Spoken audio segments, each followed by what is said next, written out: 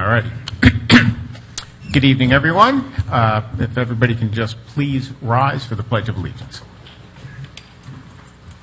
Mr. Groot, why don't you lead us? Yes, please pledge with me. I pledge allegiance to the flag of the United States of America and to the republic for which it stands, one nation, under God, indivisible, with liberty and justice for all.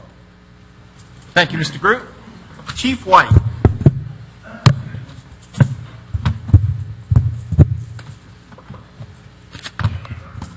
We better pray for it to move east.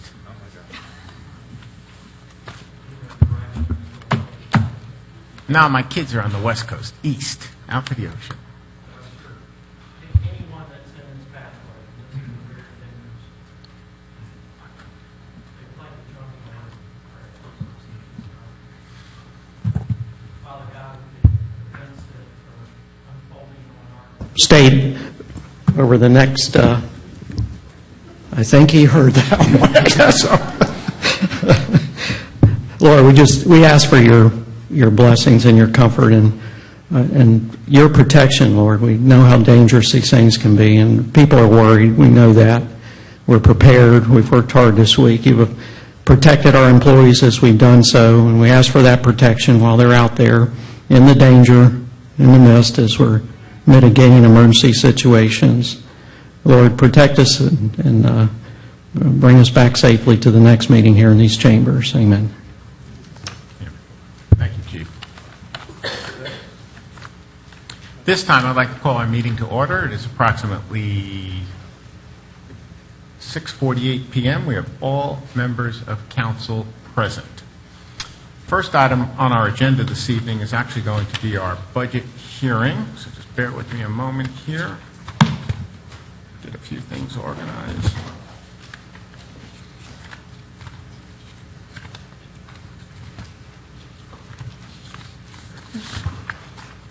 Alrighty.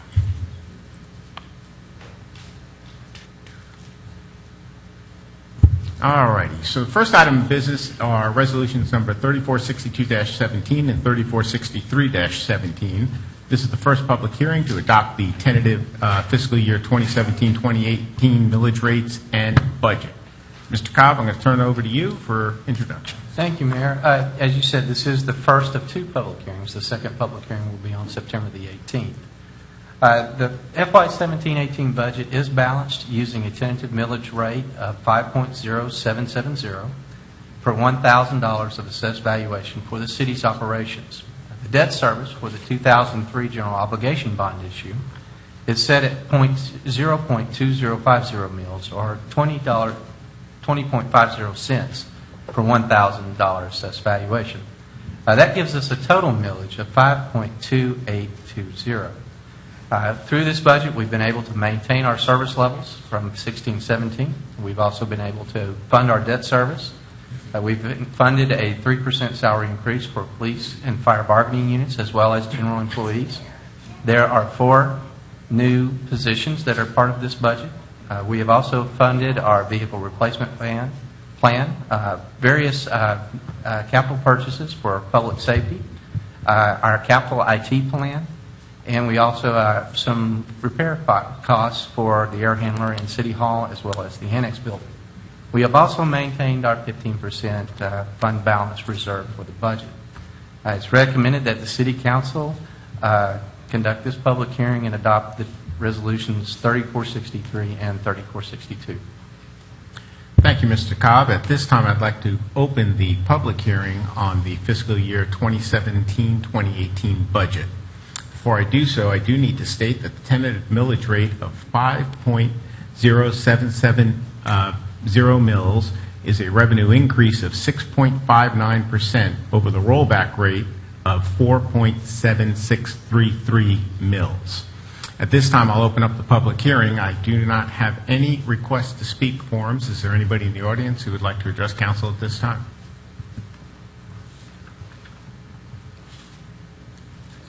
Hearing and seeing none, I'm going to close the public hearing portion of our meeting and go over to our city attorney to read this by title only.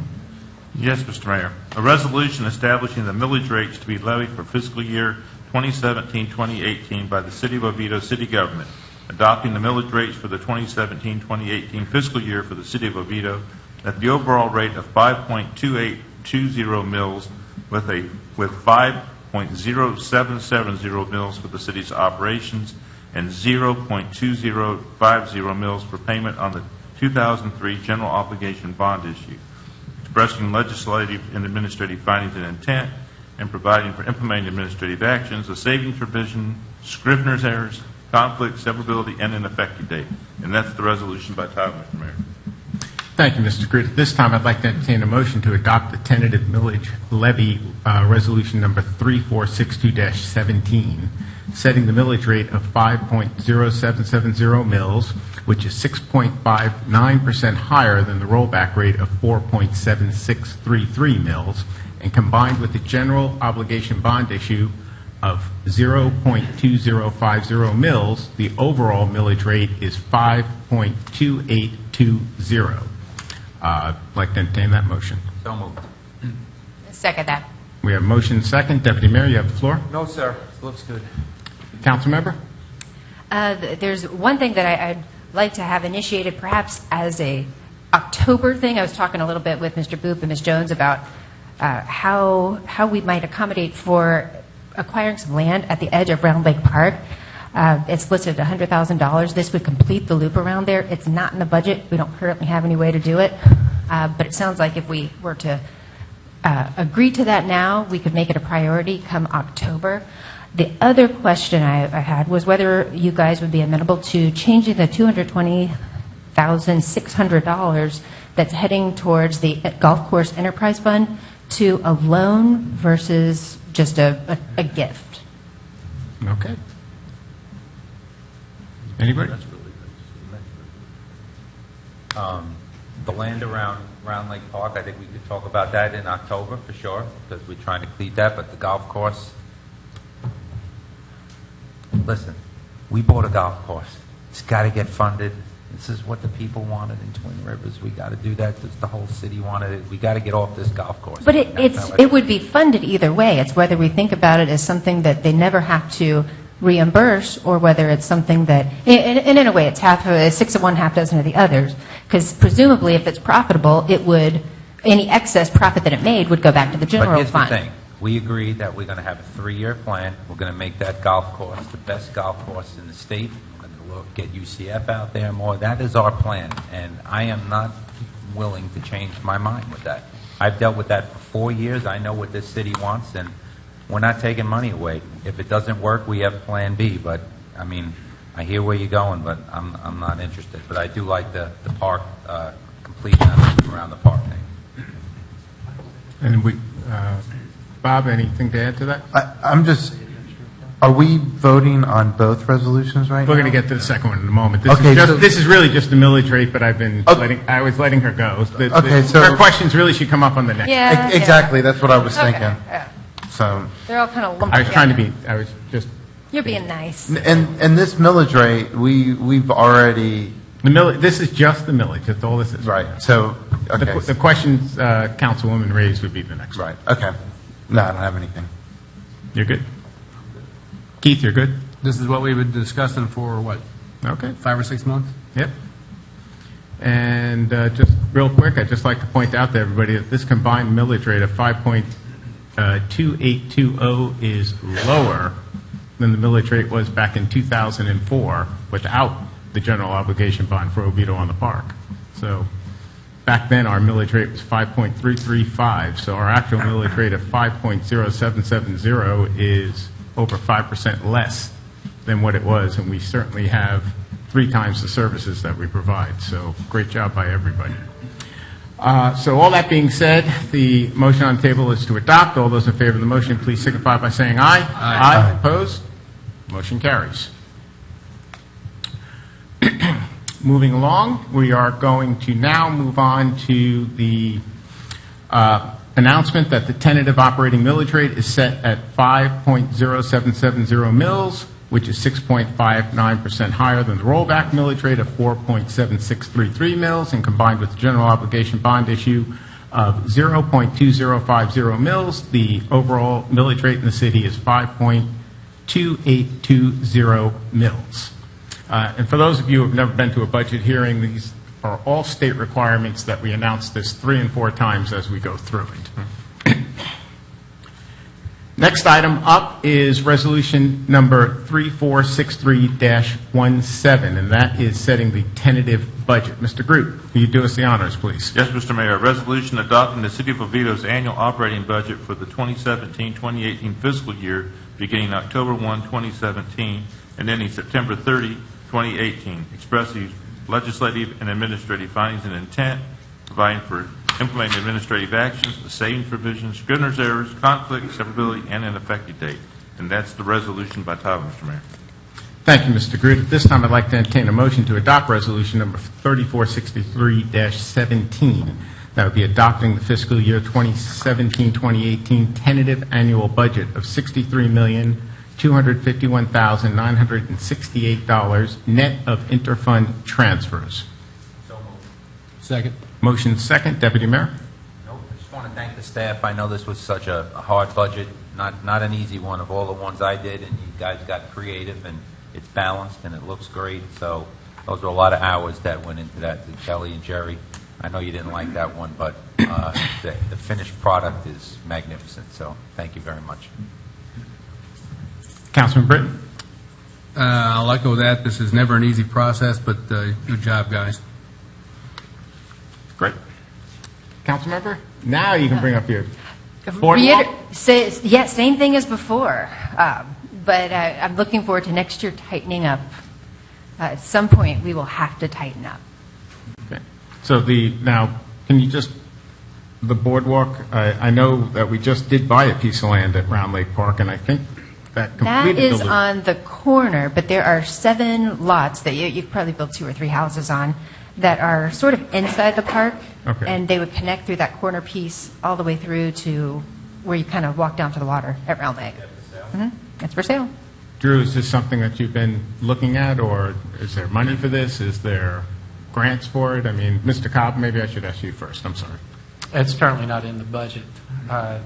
What we had to do with the corner parcels, we bought the property, and then we're seeking grants for reimbursement is what we're doing. But currently, right now, there's nothing in the budget for that, and that was one of the reasons why we talked with the councilwoman about coming back in October. If we were able to find the money, we could do it as a budget amendment. So it's something that's on the radar that you would bring forth to us if there is a way to fund and buy them. Yes, sir. Well, here's another idea. We're slated to give $220,000 to the golf course. If we gave them that minus $70,000 or whatever the purchase price is, we could revisit how to fund whatever shortfall is expected in the operational expenses of the golf course, 2/3 of the way through the next budget cycle. Then we could have our cake and eat it too, and we're kicking something down the road, but we need to not kick down the road acquisition of land that would complete a goal of the city that's been out there for a long time, which is own that lake. All right. Can I And say something on that? yes. So, kicking down the can, we should take away money for something that would have parked 400 houses in the middle of our city. We hear constantly about green space, and buying that 27% of our city is green space, to buy a few little pieces of that. I just have to say, with all due respect, I mean, this golf course we have worked on forever. And most of the citizens, I think I heard one citizen tell me not to buy that golf course, one, and that was you. Everybody else said that was a great move. And contrary to what some people believe, we actually do have a plan to run that golf course. Some people think that we're winging it as we go along. We're not winging it, folks. There is a 3-year plan. So I am not even considering any of that. We're going to make that work, and we're going to keep that area green, and that's the way it is. I mean, we can't keep talking about this, Well, the issue here is that we don't necessarily need to subsidize the operational loss of the golf course for $220,000. It Yes, may we not do. be. It may not be that big. That's that's pessimistic thinking that you guys are. I'll just tell you, you haven't seen all the emails that we got for years. Please save that We community. own the golf course. If we don't subsidize I hear you. the operational shortfall, that does not make us own it any less. All right, What this I'm gonna ask- there's no consensus. So I'm going to ask it's this. one idea of a solution. I'm just going to ask one favor. Let's not speak over each other. I will recognize everybody in due order. Deputy Mayor, you had the floor. Are you done? I'm good. Councilwoman, you have the floor now. It's just one idea. There's a lot of ways to figure out how to acquire property, but that particular piece, if we do not get it, somebody else could go in there and could build a house pretty much essentially in the middle of Round Lake Park. That to me seems like just as odd of a situation as allowing the golf course to have been developed. So it both enhance the park system. Bob, do you have anything to add? No, I don't. Councilman Britton?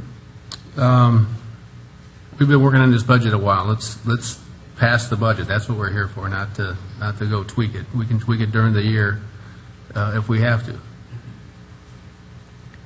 Mr. Cobb? Yes, sir. You know, acquiring green space is always a goal of the city. I mean, we have acquired, since I've sat here, well over 500 or 600 acres of green space for the city. And that by no means, by any of this discussion tonight, do we want anybody to leave here not thinking that that is an absolute priority of the city council, but it always comes down to timing and budget.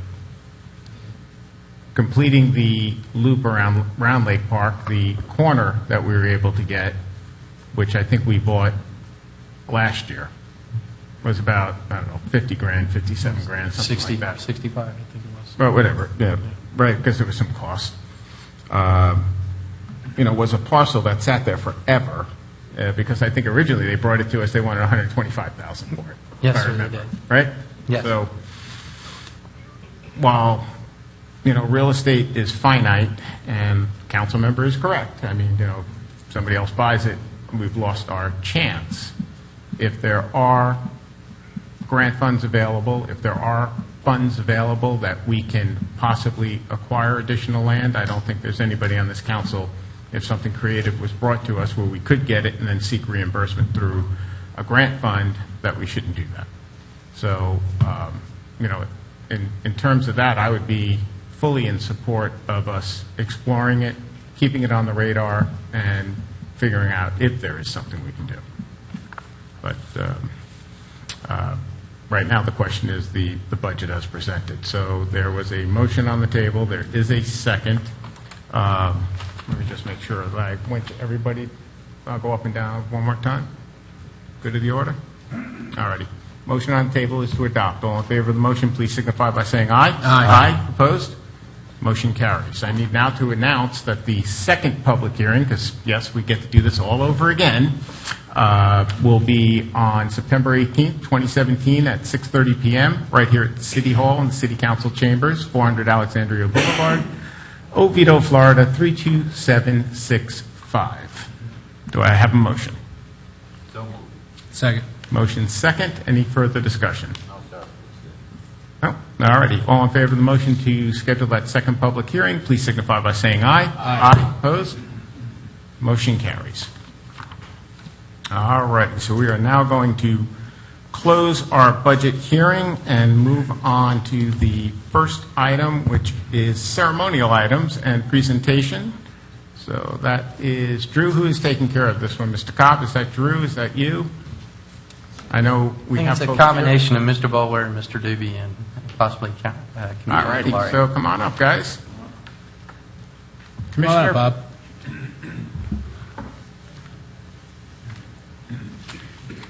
And I did forget to welcome Commissioner Bob Valari back to the Oviedo City Council chambers. Bob, did that bring back memories? Yes, it does, and please excuse me for my appearance. You look awesome. I've been spending the day in the county's EOC with the hurricane coming. You know, I should have just let you come up here and do that. I could have sat to your right again, I'm and it good. would have been fine. Just like the old days. Yeah, Jim. Thanks. Good evening, council members. And thank you for this opportunity. I think, as many of you, it's been 5.5 years over that, will remember an unfortunate day in Seminole County history, January 16, 2012. And that's when we heard we lost the senator, affectionately known as the Big Tree at Big Tree Park. It caught us all off guard, but Seminole County quickly went into forming a plan to preserve the senator's legacy. Part of that was enlisting the talents of 4 local artisans to create art pieces from that. Some of them very large and elaborate, some of them just simple, showing the beauty of the wood. Most of those art pieces will have a permanent home in our Seminole County Museum of History, but a lot of the other ones have been gifted out to the city's the school board facilities and some of our local museums and historical centers. And so that's why we're here tonight, is to gift this piece to the city. You'll now have two pieces in the city. You have a piece over at the Lawton House as well. We do. Well, thank you so much, Jim. We do greatly appreciate that. Drew, would you like council to come down and get a picture? Mayor, before we take the photo, I do want to add, unfortunately, we all know that what happened a few years back with the senator, it was an accident that was just totally horrific. It was a tragedy that I believe that we turned into almost like a gift, I would think. And the reason why I say that is because we challenged the staff, what do you do when you lose a significant item, a tree that's been around for a couple thousand years? And I know that Jim and so many other members, everyone's looking at each other saying it's never really happened before. So we were really on uncharted territory. And I got to commend staff as well as all the different volunteers for coming up with a plan, turning a tragedy into a gift. And what I mean by that is the artisans that Jim was talking about took various pieces of the tree. How do you go into an area, and I'm sure the fire chief would have comments about this. What do you do about a tree that actually burnt up? It's a couple thousand years old. How do you save it? What do you do? And it's not something that happens every day. We actually made international news, unfortunately. And staff came up with a plan to actually preserve what was left and turn it into a gift, not just for the 7 cities, the school systems, as well as museums where we could show people what the senator was about. We also reached out to University of Florida, UF, and they actually cloned pieces of the tree years ago. So we were able to get, was it a 40-foot clone of the tree? The city of Longwood actually got a duplicate clone. So we didn't replace the senator. That's impossible. But to put a clone in that park, a Big Tree Park, we hope that future generations will see what it is to take care of a treasure like the senator. And so I wanted to thank publicly all the volunteers, and I can tell you, not just from Seminole County, but from all over the state of Florida, that came down, helped us, actually took pieces of the senator, turned it into art. And I got to tell you, if you really want to see something, go to the museum, and you can actually see these large panels. It is breathtaking to see what they've turned it into. And I wanted to thank not just staff, but all the volunteers. I want to thank the 7 cities for accepting these items and allowing the citizens to see it. It is truly amazing. So I wanted to throw that out there. So, Mayor?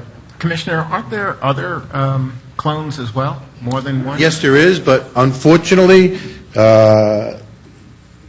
you're going to have to buy them. We had to purchase ours. Yes. No, I remember it was part of the budget for Oviedo on the Park at one point in time, and it was something that we were always keeping on the future radar. So I thought there were a few there's more. 2 prices. One is to acquire it from UF, and the other one is the rigging and the transport.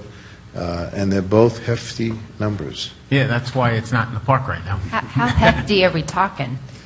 I believe the tree itself was what, 75,000? Holy moly. What was it? Yeah, it was 13. It was 13,000, but how much was The total maker of the park, the tree, the boardwalk, all that is almost 8,000. And how much is it to purchase a clone? So the clone was 13,000. Yeah, that's what I thought. Then you got to transport it and rig it. Right, transport it, plan it. It was like 20 grand or something? I think our budget was 25,000. Right. It adds up quick, Mayor, It does. as we all know. Yes, it does. And who made this piece? This is from the old general store in Geneva. Tim Hughes did that one? Tim and Bob Hughes, yes. Cool. Yeah, actually, this is probably one of Tim's. Tim did a lot of the desk art. That is great. And Oviedo we- High School graduate. And we really do appreciate it. So let's go on down and let's grab a picture with everybody.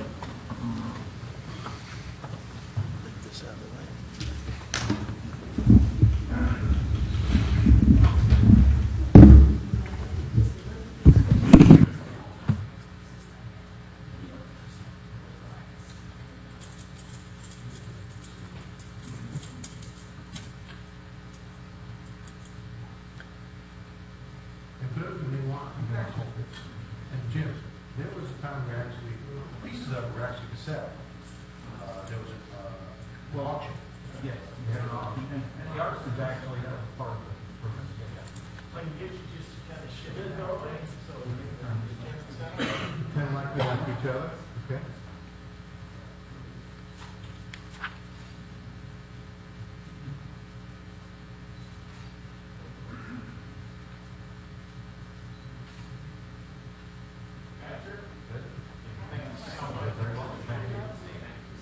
I just saw FedEx. One more thing I want to say.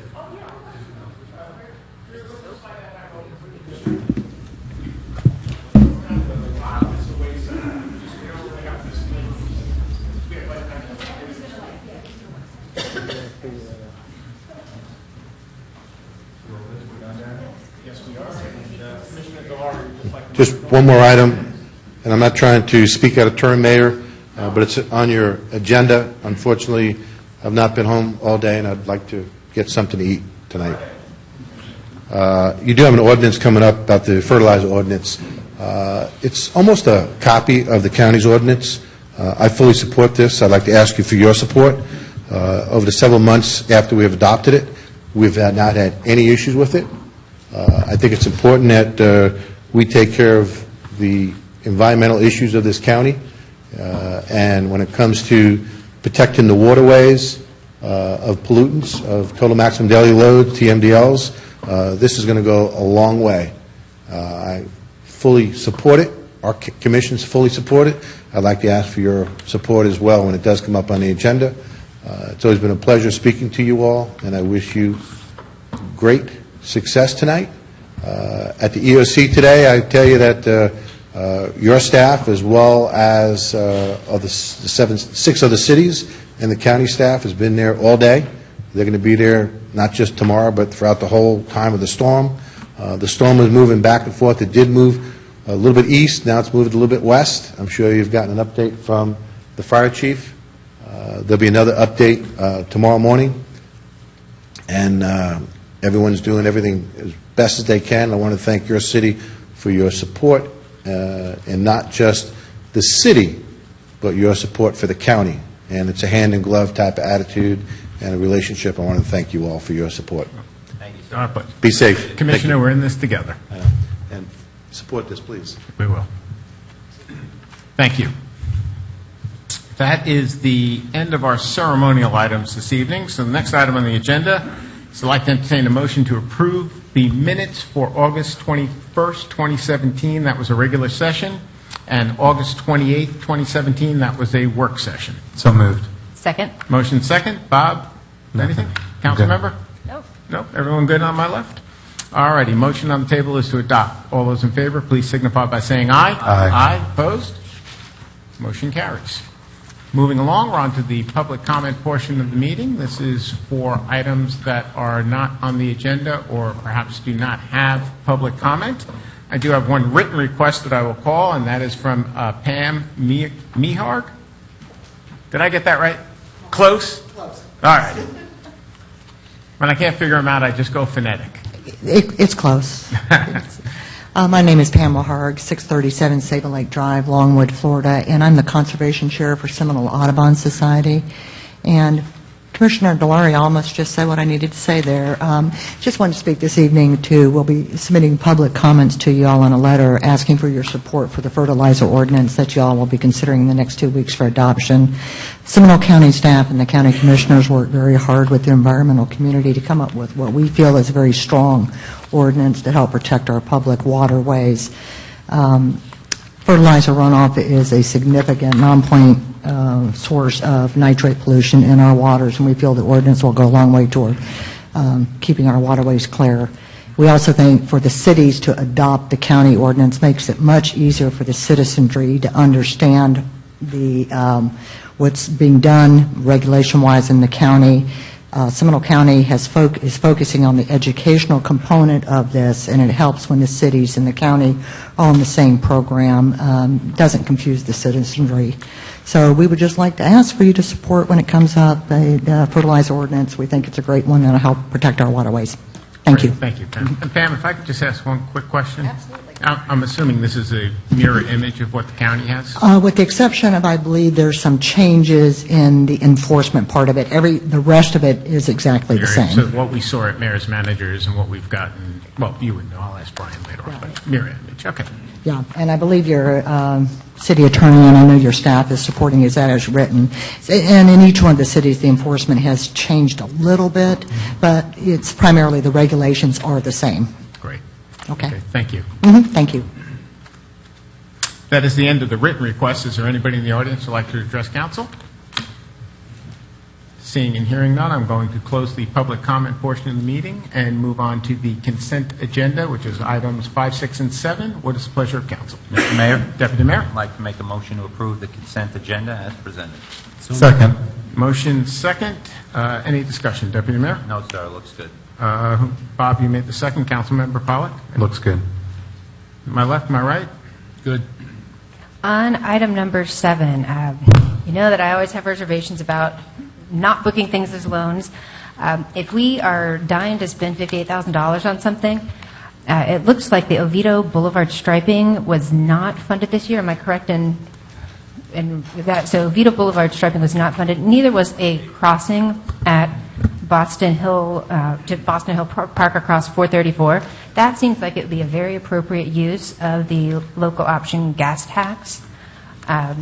And it would be more visible, and I think a lot of people would appreciate that more than the handful of people that go. Okay, before we make a blanket statement like that, let's just see what was and wasn't funded. Okay. Mr. Wyatt, can you come on up, please? Blanket statements give people impressions. Why don't we ask questions? Okay. I don't recall specifically on the Oviedo Boulevard striping, but I believe we rolled it into next year. And I believe the crosswalk, which is at Boston Hill Park, the same thing happened. That came up mid-year and wasn't specifically budgeted because it didn't exist, if I remember correctly. But if we were to liberate this $58,000 from the parking lot of a golf course, we could then do both of those projects, correct? Like immediately? And, it wouldn't happen immediately. But this year we would have the funds would be available, and would that be a permissible use for funds from that? Well, there may even be a sufficient reserve to do them now. Okay. I haven't checked that to find Okay. out, but that option may be there. It's It's possible. Okay, thank you. But just for my colleagues, what I'm thinking here is that Oviedo on the Park, that is our thing. If we start diverting funds to pave a parking lot far away, and when we don't if we don't keep Oviedo on the Park looking good, I bike up and down there all the time. The striping does not look as it should, in my humble opinion. When are we repaving Oviedo Boulevard? Because that's usually when the striping is redone. Yes, sir. We need to wait until all the construction is done on Oviedo Boulevard before we touch it. The striping as well, it's bad. Mr. Kavanaugh has approached me about taking part of his area where the striping's been torn up really bad, and I agreed with him that as soon as we get in there and a chance to get in there and restripe it, we will. The road actually is in good shape, so it may be a while still before it needs to be restriped. I think, actually, in this case, striping may come before resurfacing. Okay. And striping actually is very cost-effective. It's not out of the world. The general way the plan runs is that you try to restripe the roads as we repave them. Yes, sir, typically. Okay. All right, but Mr. Kavanaugh is going to work with you on restriping everything that's been... That section next to the Strand, too, yes, sir. Okay. That's good. Thank you, Bob. I'm sorry, Councilmember. That's all I got. All right. Anything else? I'm good. All right, so motion on the table is to adopt, and on this golf course parking lot, we've gone back and forth on this thing, but that parking lot is in horrid shape, and quite frankly, in our discussions with UCF, it was the very first item they identified as a reason why they may or may not be able to continue to use the course more. I will also share with everybody that Mr. Cobb and I did have a fruitful conversation with the athletic director, who I think now wants to further some talks with us. I mean, where they'll lead, who knows? But, they have their practice facility out there that they're using. We learned that the women's golf team is now using more of the course. specifically the putting greens and the driving range, so it's going in the right direction. I mean, I haven't been out there. Driving past it, I can certainly see a lot of the improvements. I'm assuming Councilman Britton, being the active golfer amongst us, do you see a lot of improvement? The course is in immensely improved state than what it was, say, a year ago. I think they're starting the sand trap upgrades this week. Is that right, Bob? And that'll make another great enhancements. I think the irrigation, it's pretty well irrigated right now, obviously, but I think it's going to get well irrigated this weekend. yeah, but it's playing well. The greens are in the best condition I can remember them being in, which is a big part of a golf course. You want to have a true set of greens, so it's coming along. Just like Mr. Dunleavy said the other day, it's a process. Okay. All righty. With that being said, the motion is to adopt the consent agenda items 5, 6, and 7. All in favor of the motion, please signify by saying aye. Aye. Opposed? Got to say nay, but I like golf bikes still. Okay. That's 4-1. So we're not going to hold the general election? I like 2 of them, but I got to vote all up or all down. All right. If it was booked as a loan, I'd be okay with it. Okay. Well, then, if you don't want to spend money all around, you do know that we're spending about $15,000 to hold an off-year election. I know it. Which is why I hope we can That revisit could be the money charter. we could be using elsewhere. But anyway, public hearings. Let's go to item number 8. It's ordinance number 1655, amendments to the Land Development Code to address pharmacy, drugstore, and whatever that word is, uses and industrial uses. Mr. Cobb, turn it over to you. Oh, Mr. Groot, I'm sorry. You're up first. Attorney, read by title. Yep. Yes, Mr. Mayor. An ordinance of the City of Oviedo, Florida, amending the Land Development Code of the City of Oviedo, specifically Land Development Code Article 4 zoning districts and regulations, Article 5 supplementary use regulations, and Article 6 downtown mixed-use districts, providing for legislative findings and intent, providing for implementing administrative actions, savings, codification, correction of scrivener's errors, conflict, severability, and an effective date. And that's the ordinance by title, Mr. Mayor. Thank you, Mr. Groot. Mr. Cobb? Thank you, Mayor. This is a request to approve amendments to the Land Development Code related to zoning districts for pharmacies, drugstores, and apothecary uses, and amendments to allow specific office and retail categories as permissible uses in industrial districts. The ordinance accomplishes the following. It establishes that a drugstore, a pharmacy, and apothecary will be a permissible use in the C2 zoning district, and it would be allowed in the C1 zoning district as a special exception use. It also makes certain amendments regarding these uses as far as home occupations. It also addresses these uses in the downtown districts.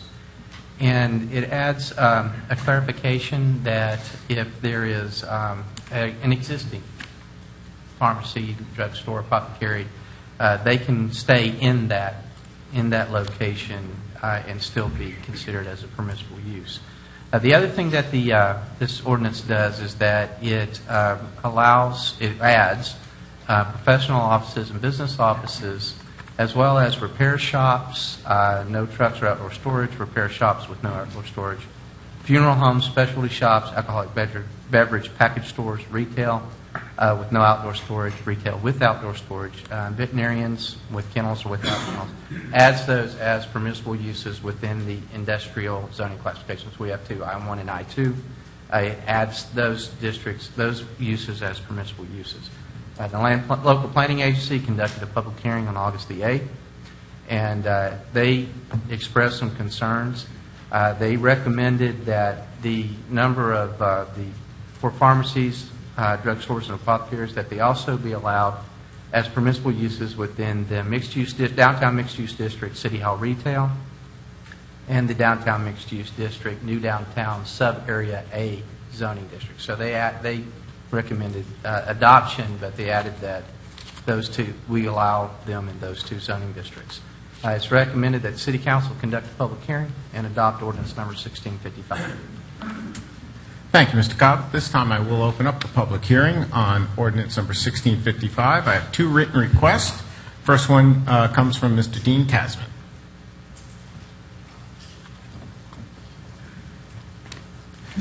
Good evening. My name is Dean Tasman, 5900 Dean Road, Orlando, Florida, 32817. I would like to address the board in regards to a prospective pharmacy location at 784 South Central Avenue. I wish my son was here. He's the pharmacist.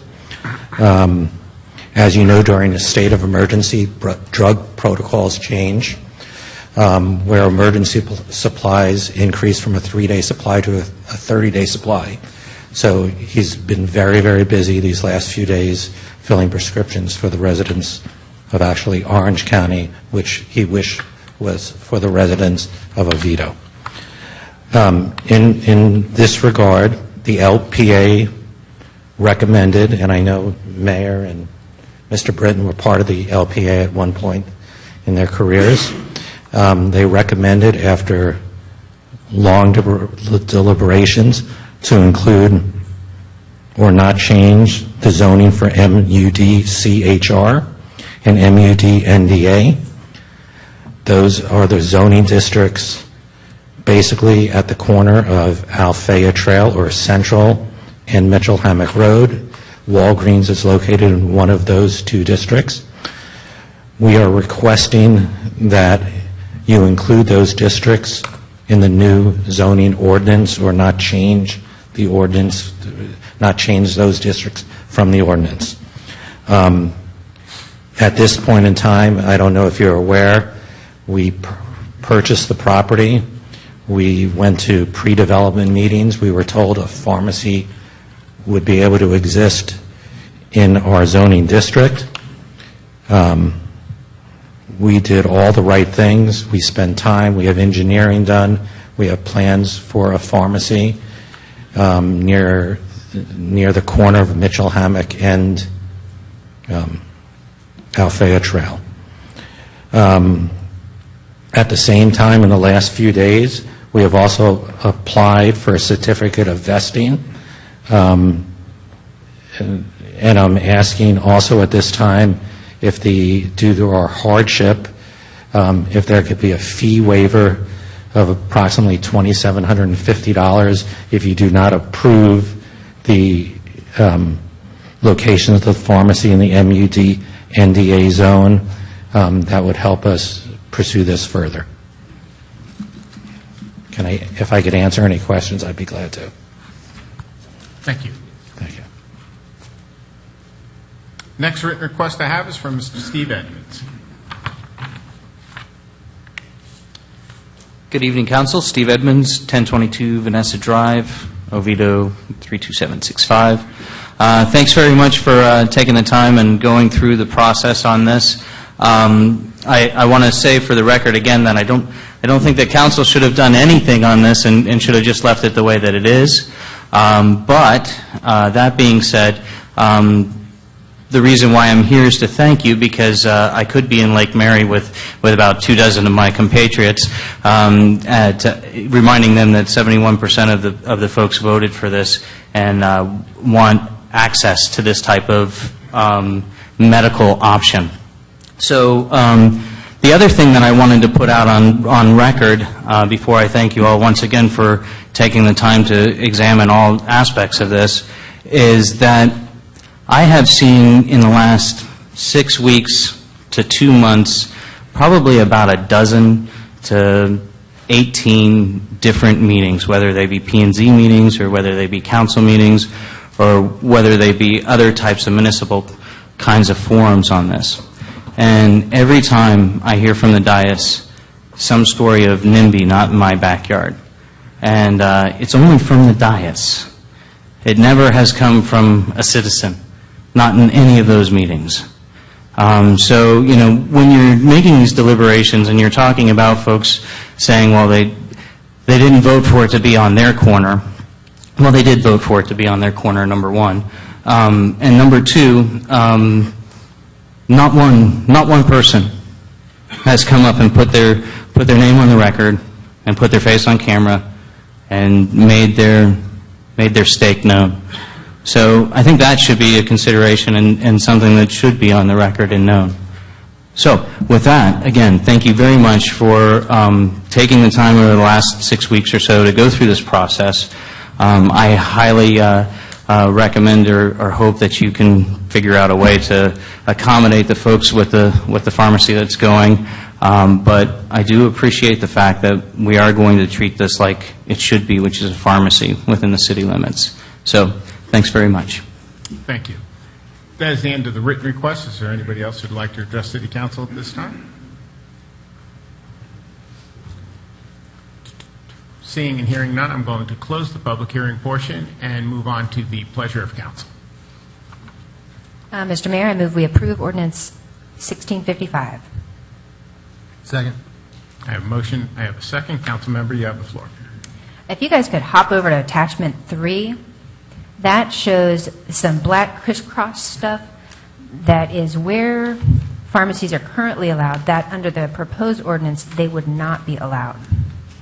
And my inclination is to let them be everywhere but office commercial, which is kind of what we said that very first evening that it came up, was that we didn't want it to be in an existing part of town where people might have a little bit of that NIMBY going on, where you're not in the downtown cool, catchy place, and you're expecting to be in an established neighborhood with some, maybe not have a dispensary next to you.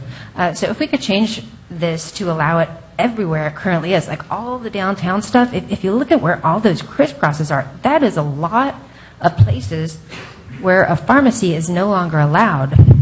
There used to be one in the Ace Hardware Plaza, and I actually have been there, and it was the kind that did the squishy, make it, what's it called, compounding.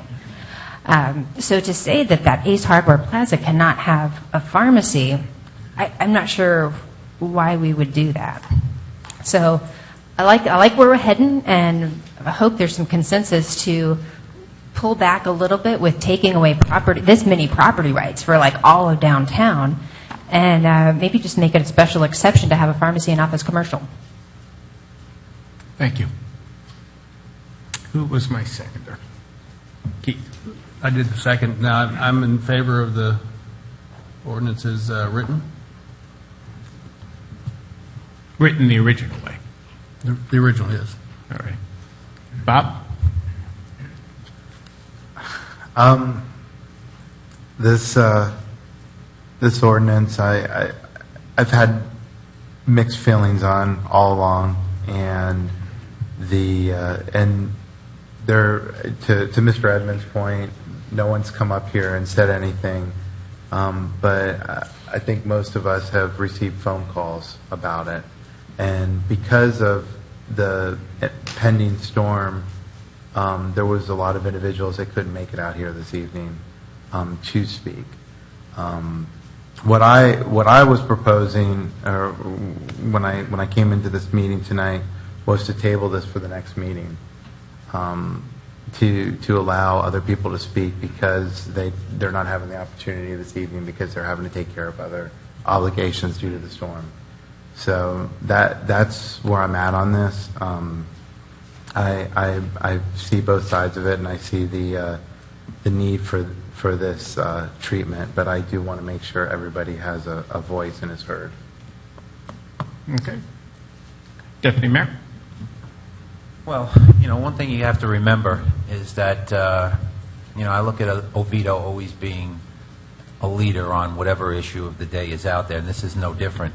We're the only city in eastern Seminole County that is going to have this available. Now, bear in mind, it's going to be in Commercial 1 and Commercial 2, but, Mr. Edmonds is correct. The people voted, and whether you don't like it or not, that's it. It's here, it's done, and we got to make it work. What some concerns I have, it's election season. We hear about all our traffic. Everybody's going to come here for this. We're going to get more traffic, and we're going to get blamed for it. But having said all that, one thing you always have to remember, and I've said this for as long as I've sat up here, and I believe this since I'm a little kid, the people always get it right at elections.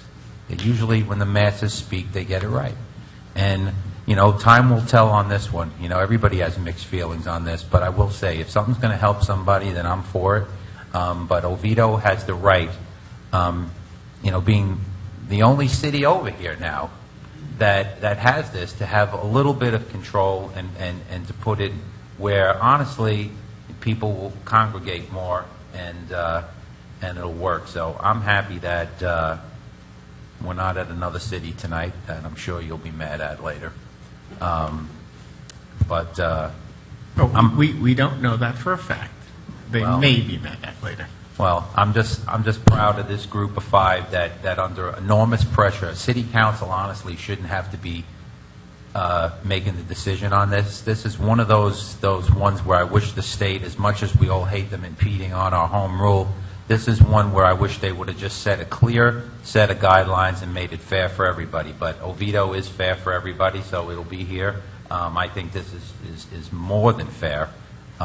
Gives us a little bit of control and takes care of, as you mentioned, Steve, the 71, 72% in the state, and I must add, over 70% of our own residents here in Oviedo that said that this is good. So the people are the boss; they got it right, and we'll make it work. Thank you.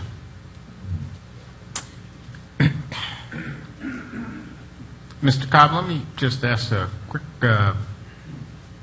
procedural question. The ordinance as presented this evening is the original ordinance and does not incorporate the LPA recommendations? That is correct. Right, okay. So if we vote for 1655, it is the original ordinance as it was presented to us. All right. And that's C2 zoning, C1 as a special exception. All right. Steve, I appreciate your passion with this. And, you know, you are correct. We haven't been getting a lot of outspoken folks yet.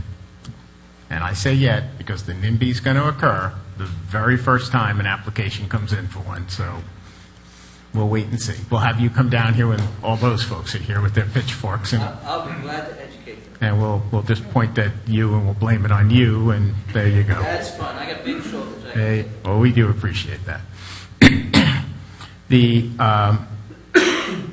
What the council member brought up, Sladek, is very true. I mean, there was that one little area downtown, the plaza, that did have one. So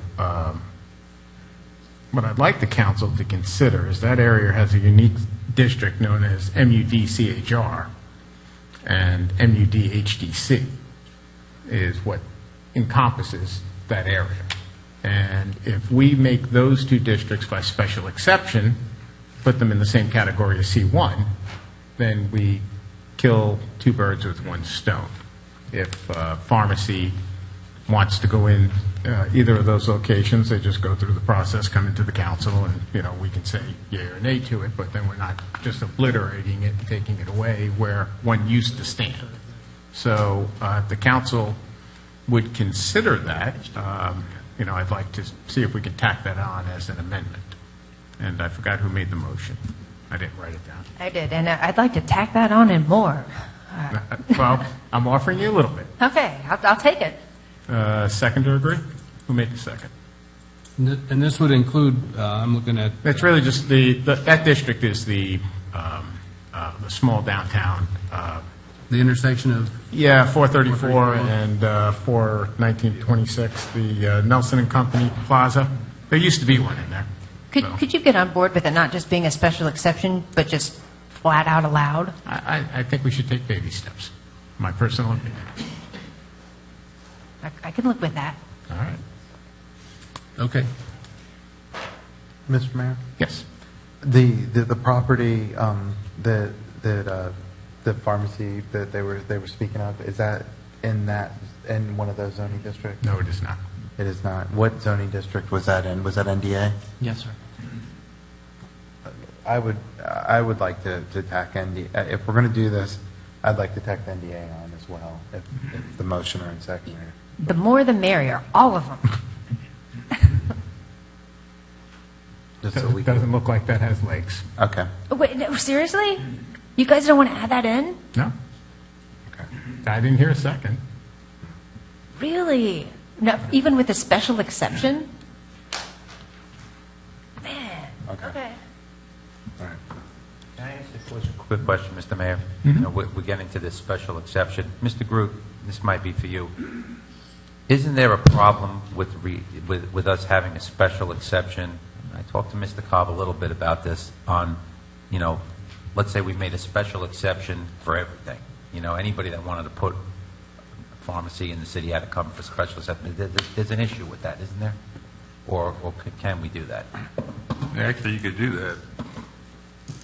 As long as you had a rational basis that pharmacies require, normally require conditions and the like. But So you could kill the C1, C2 ordinance the way we have it, and you could make it to where anybody that wants to put a pharmacy, apothecary, whatever it is, would have to come before whatever body is sitting here and get the approval to do it, special exception. like I said, if you made the right legislative findings, such as an alcoholic beverage establishment, that's very commonly only by special exception.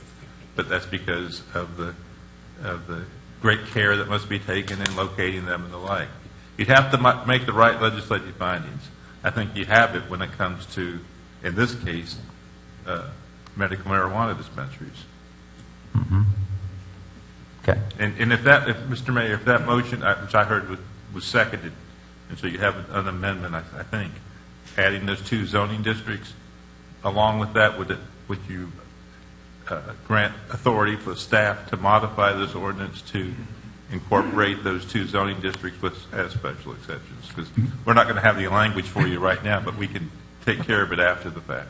Motion to agree? Can you say that again? Well, instead of giving you place by place how this ordinance is amended, if it's approved with those amendments, adding those 2 zoning districts, then staff would, after the fact, modify the ordinance before it's signed by the mayor to incorporate those 2 districts as special exceptions in the ordinance. As long as we're making it broader. Well, that's yeah. It would be implementing what y'all Okay. do, nothing Yeah. else. Second degree? What are we amending? Give it to me one more time. We're just going to allow it in the MUD-CHR, MUD-HDC, because that takes up the shopping plaza downtown. HDC, okay. Yeah, that used to have As special a pharmacy by special exception. And then I think we've got 2 people who are interested in adding in additional zoning classifications to incorporate what the LPA had recommended. And the seconder didn't agree, so it died. That's what happens around here. You don't want to reconsider? No. Ah. The reason why, and I'll explain myself, I mean, the whole purpose of what we're doing is to minimize the impact on single-family homes. And unfortunately, those districts are right next to single-family homes.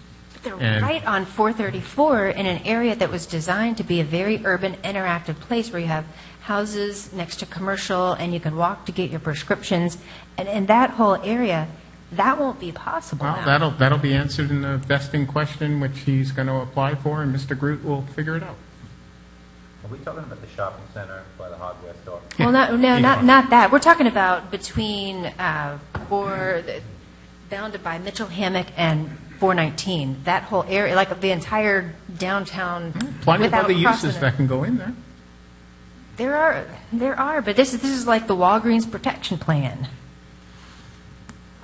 It seems like it takes away a lot of opportunities for property owners in that area. So I don't love limiting like Takes that. away one use. I would just, Mayor, I would just, caution you all, this ordinance has been worked out and thought out really carefully the way it is. And as you change it, it takes away everything we've done for all these months, from starting with the moratorium to getting it to where folks like Steve and others are happy. And I think this is really diluting it all. We're fine, I believe. And the gentleman with the pharmacy, he has some options with this vesting thing that he can go speak to staff. So, I mean, I like it the way it is. Mr. Mayor? If we could get some feedback from staff.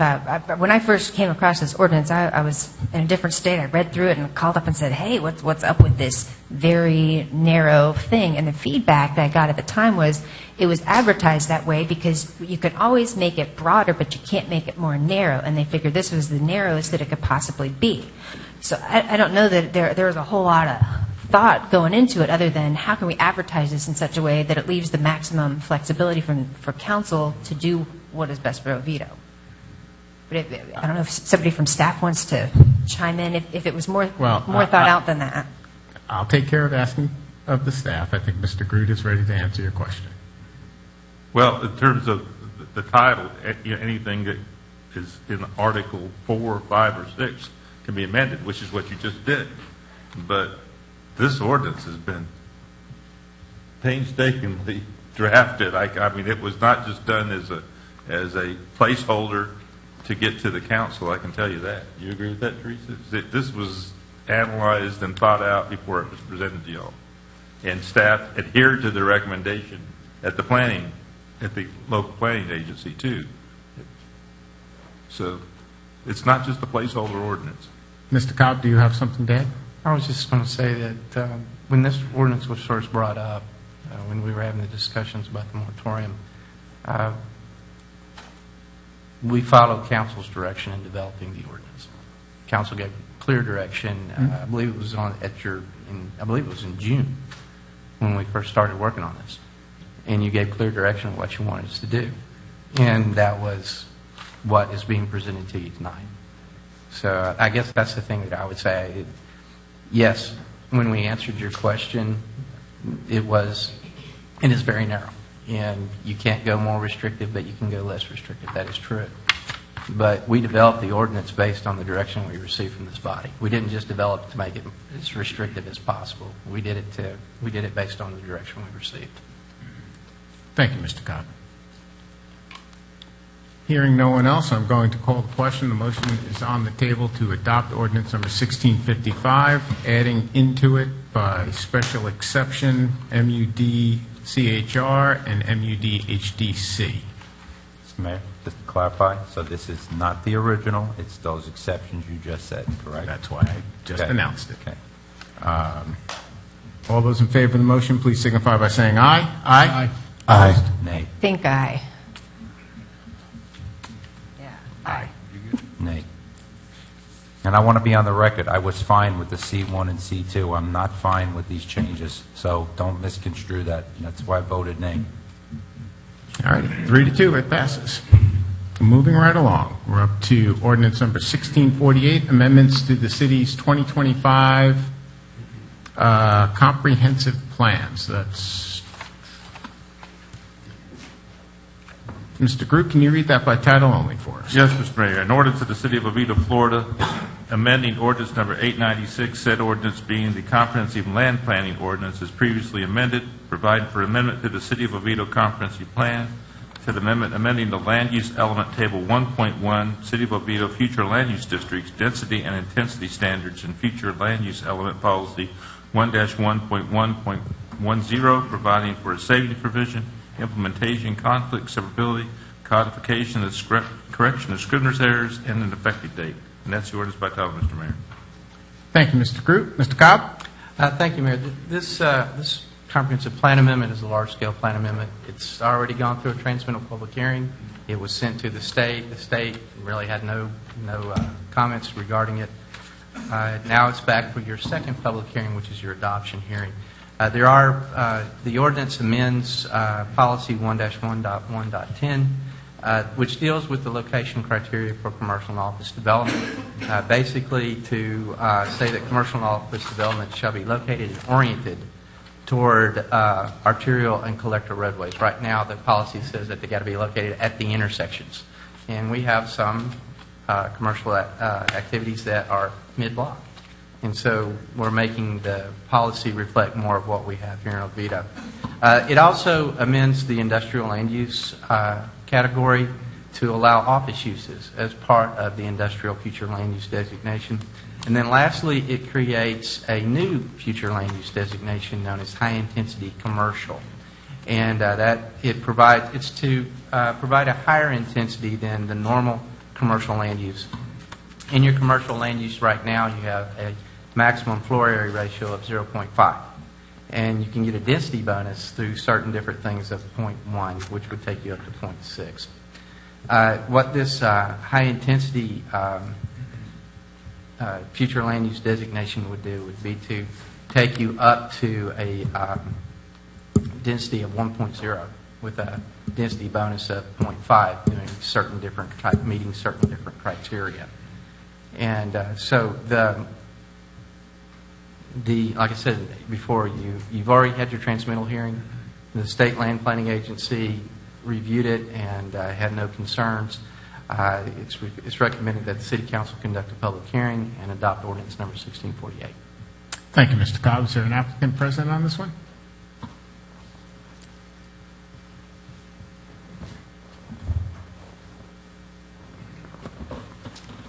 We had a PowerPoint presentation that could get pulled up.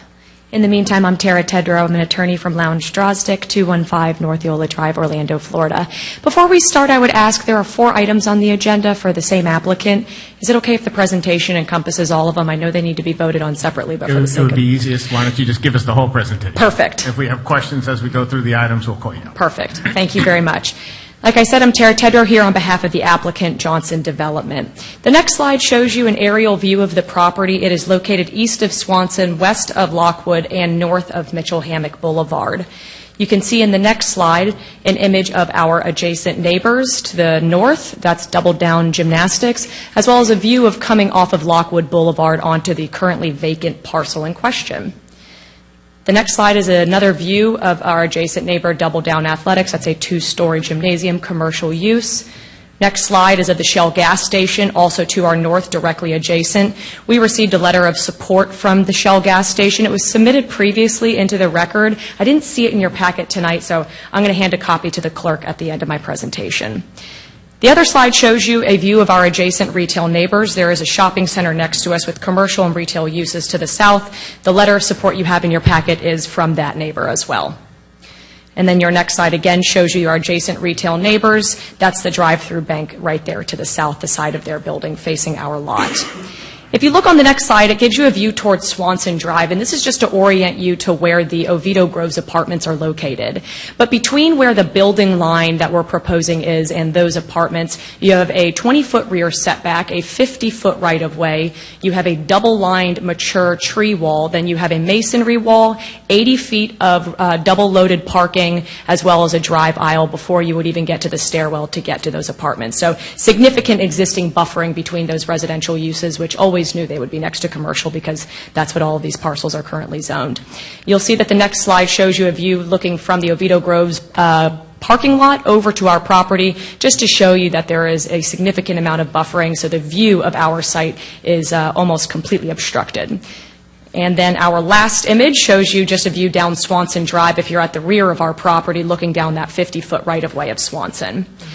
By way of background, this is a 1.59-acre vacant property located off Lockwood. On June 13th, the LPA recommended approval of 3 ordinances for us. We were before you on June 19th to approve transmittal of this comp plan to the DEO, which reviewed and had no comments. And our special exception use order was heard by the LPA on August 22nd, and we received approval from them for that special exception use.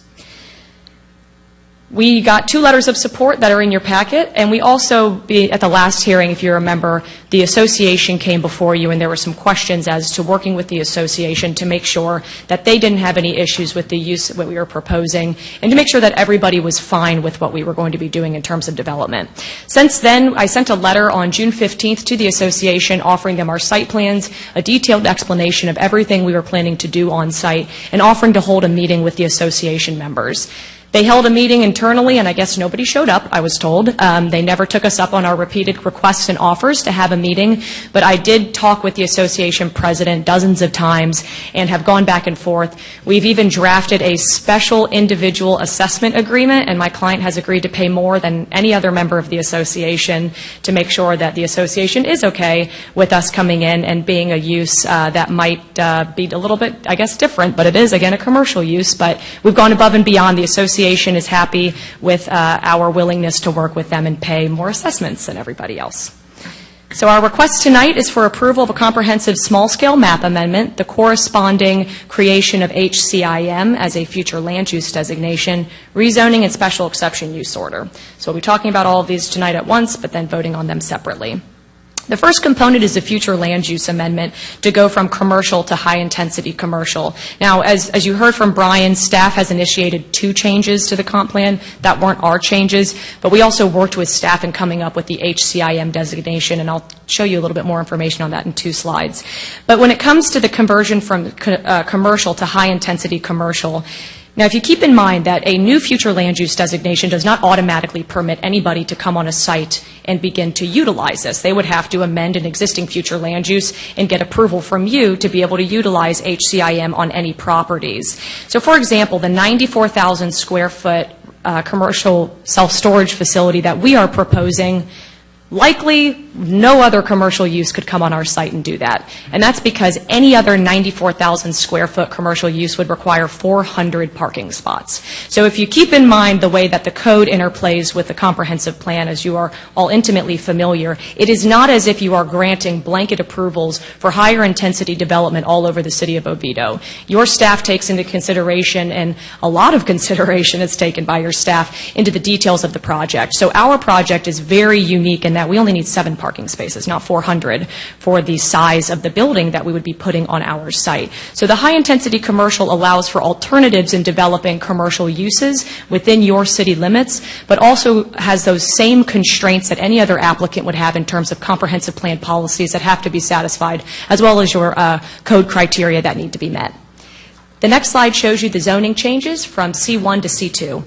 Now, self-storage is only permitted in C2, which is why it's necessary for our project to have a rezoning to C2, but there aren't a lot of differences between the two. So between C1 and C2 performance standards, the only difference is that C2 has to be set back 5 feet more on a building line. So very minimal performance standard differences for our site.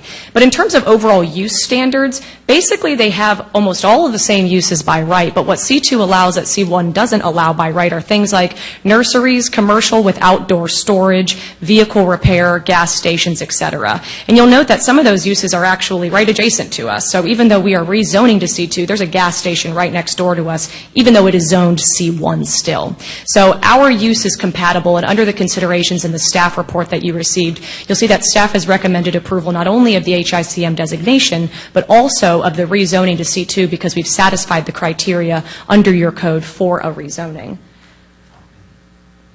This is the text of the comprehensive plan amendment specific to the creation of HICM. And I won't go through it line by line, but I just want to highlight a couple issues in terms of the increase in the density bonuses. And staff helped us prepare this language. We went through multiple iterations of what we thought would be best to tailor it to what your comprehensive plan already permits versus what's needed for certain commercial developments to have a bit more flexibility in those in the density.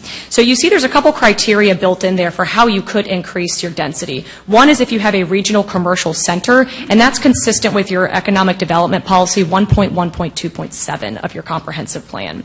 The second is if you have structured parking, that's consistent with policy 1-1.1.9 of your comprehensive plan in an effort to increase pedestrian and multimodal transportation. The third is that you make a financial contribution. That's already contemplated in your comprehensive plan as well under 2-2.2.5. And then finally, a decrease in traffic. Everybody complains about traffic. We might be the one project you're going to get this year that no one can complain about traffic, and we'll talk about that a little more at the end. But with that decrease in traffic, what you would reward people who come before you is if you can decrease it by 10% of what normally would be permitted on site, then you can have a 10% increase in the FAR. That's because the reason intensity and density matters most to people is because you think it's going to generate more traffic. So if you're going to generate less traffic, even though you have a higher intensity use, then you can bump it up just a little bit for that. So again, this overall package would allow for some more flexibility in designing new commercial uses in Oviedo. And you'll see a breakdown on the next slide is just that comparison between the two and what they allow. Some setback differences, again, minimal 5% open space differences, and dwelling units per acre. The big one comes obviously in the FAR, and as I explained, those criteria have to be met in order to get up to 1.5. That is only with bonuses and after all of the review that your staff would have to do still under the comprehensive plan and under your code. Under the next slide, you'll see that we comply with the comprehensive plan. This is all outlined again in your staff report. All of the policies in your comp plan that we meet have to do with things like not causing residential density concerns, not having a negative impact on the level of service, population, funding, or on your schools. We increase efforts towards a viable mixture of land uses. We comply with your goals for designing and commercial corridors. We're also compatible with existing adjacent land uses, and compatibility is a big one when you're talking about rezoning or having any sort of comprehensive plan amendments. So we do meet those goals of increasing economic growth, mixed-use development, and providing new opportunities for development. The special exception use order. So now that we have HICM and we are changing the future land use map to allow that on that specific site and rezoning to C2, we also need a special exception use order. I just wanted to get everything under your code tonight in front of you. So the special exception use order under 3.3D2 of your code has criteria that any applicant would have to meet in order to get a special exception. So we have satisfied those criteria with our land use compatibility, with our minimal off-site design impacts, by having a plan that has sufficient size and specifications to accommodate our use. And in your packet, you'll also see that staff has requested additional mitigative techniques as well as additional landscaping on our site. So above and beyond what code requires, we are adding new palm trees, so one palm tree for every 50 feet on the south and the west border of our site, and that is in addition to the landscaping that we were already going to have on that site. We've also reoriented sidewalks and changed certain connection points to ensure that we have enhanced multimodal transportation options as well as pedestrian connectivity, because it really doesn't exist as that site stands right now. It is not a well-designed or well-thought-through connection for cars or any people to walk through. But by the end of it, we will have a very well-designed and a good circulation system for internal circulation on our site, as well as those who would be walking or driving through from Swanson up to Lockwood and to some of our other retail neighbors who we have connectivity with. We do not generate any hazardous waste. We comply with local laws and ordinances, and we are not located within a residential district. The next slide shows you a site plan, unfortunately very small, but it's in your packet as well if you want to take a deeper look at that. And that's a 3-story plan with 94,000 square feet, and you'll notice very small parking lot, only 7 spots. And this is a revised site plan that we came up with for staff, and this site plan actually shows you those pedestrian connectivity points that staff had requested. The next slides give you revised renderings. Now, we have to come before you for an architectural design order. So this is not necessarily the end product, but I want to highlight that we have met with staff for months trying to go through what will meet your new architectural standards that were adopted after we started this process. And so we've changed our renderings multiple times. The project itself is going to cost about $5.5 million. And through our meetings with staff, we have agreed to enhancements right now in the area of about $625,000 of additional landscaping above and beyond code, additional design and architectural features, all far exceeding what we typically do with our prototypes. Happy to do it to accommodate what staff's concerns were on the front end and some of their questions and comments. And so while this is not up for approval, the rendering specifically tonight, because that ADO process will have to come back before you for, we just wanted to show you what some of those renderings would look like to give you an idea of how the building would be oriented on the site. And that next view is just another building orientation. I have for you to look at, because one of the new renderings did not make it in the packet for you guys tonight, so I'm just going to hand those out just so you have them.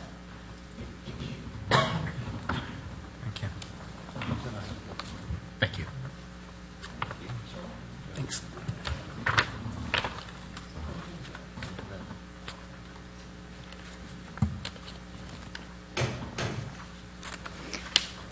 As I mentioned earlier, the traffic is really one of the key selling points of this project. We did trip generation for 104,000 square feet. That was what staff had requested. So we looked at what the maximum commercial retail could be, as well as what the maximum self-storage could be on the site. The traffic study was reviewed by your staff and was approved by your staff, and the results of that traffic study was that we significantly lower traffic above what the maximum allowable land use would generate. And this is ideal considering the issues on Mitchell Hammock as well as on Lockwood currently. You can see a comparison on the next slide of what that decrease is. Now, it doesn't show it here because this is based on 104,000 square feet. But if you look at what we actually have, which is 94,000 versus 94,000 of retail, we decreased trips by 6,747 cars a day versus what other commercial uses might come on this site. That's a 96% decrease in traffic. That's in the staff report, too. At our PM peak hour, we have 27 cars. It is a very low traffic generator. It's why you only need 7 parking spots, because people typically come and they leave their things, and our hope is that they leave them for a very long time. And sometimes they don't come back, but we deal with it, and there are no storage wars, but we deal with it other ways. But it is a very low traffic generator, and in this area, again, an ideal commercial use, all things considered. With that said, we're requesting approval of our comprehensive plan amendment to the map, as well as the HICM designation, the rezoning, and the special exception use order. Appreciate your time tonight, and really appreciate all of the time that staff has put into working with us. If you have any questions, we'd be happy to answer. We have our whole project team here, and I would ask for the opportunity to respond if there is anybody from the public who has a comment or question. Great. We'll call you back up if we do. Thank you. Thank you so much. This time, I'd like to open up the public hearing on ordinance number 1648. I have no written requests. Is there anybody in the audience who would like to address council at this time?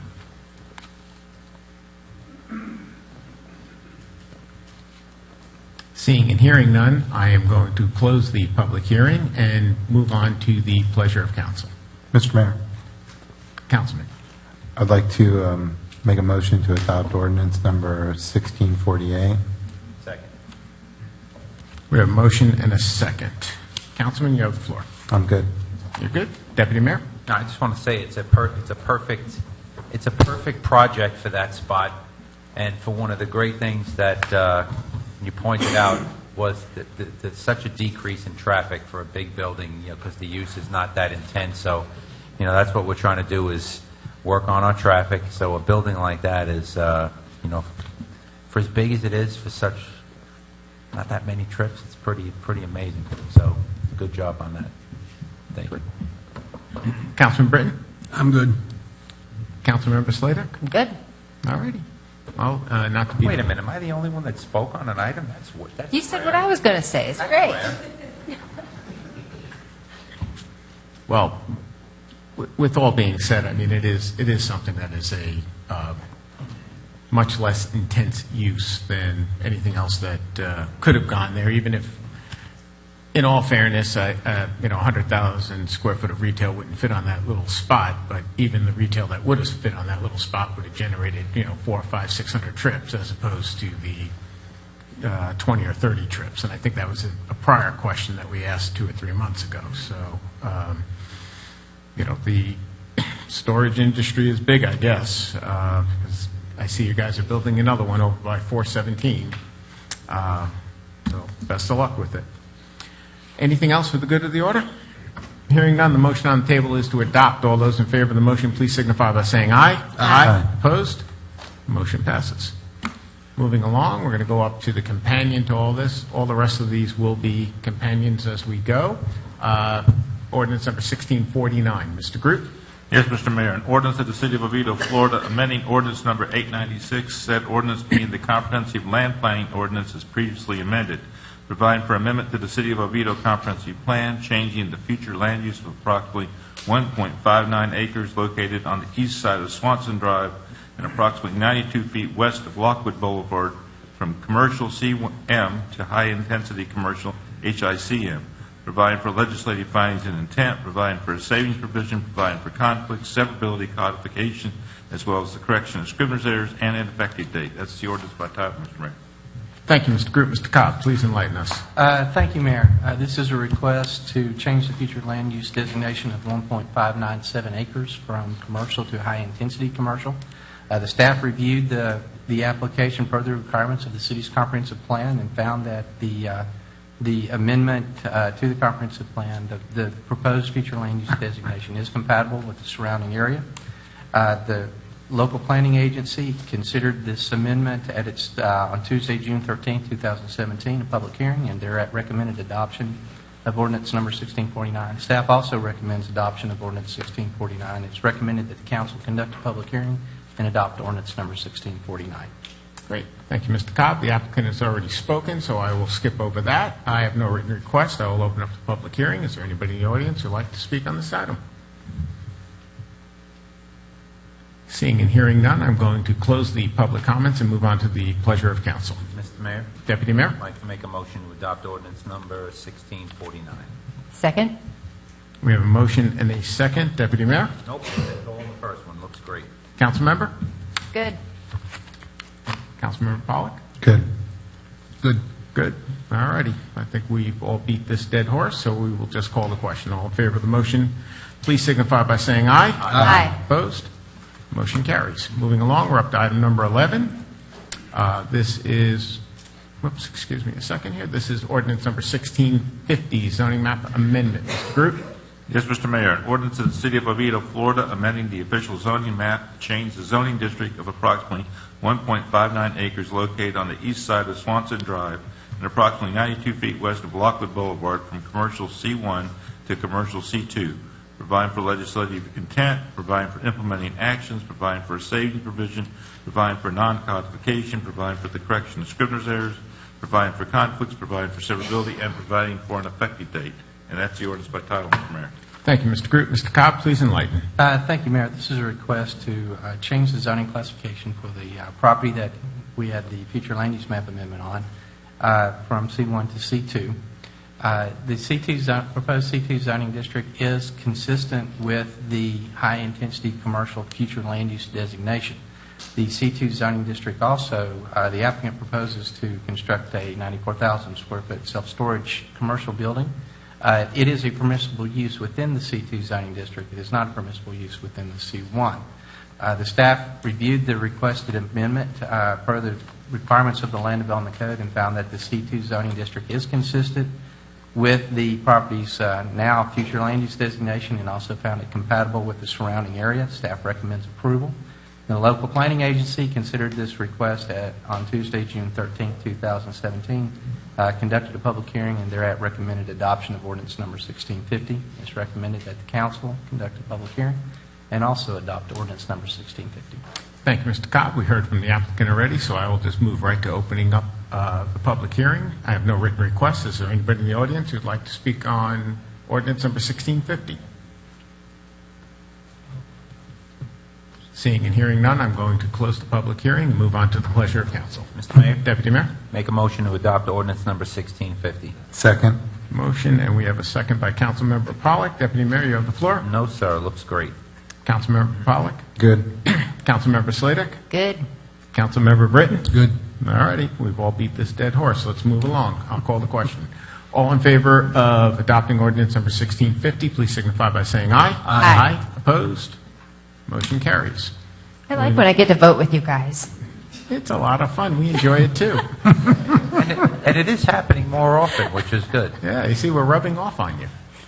We're teaching you patience. It's a virtue.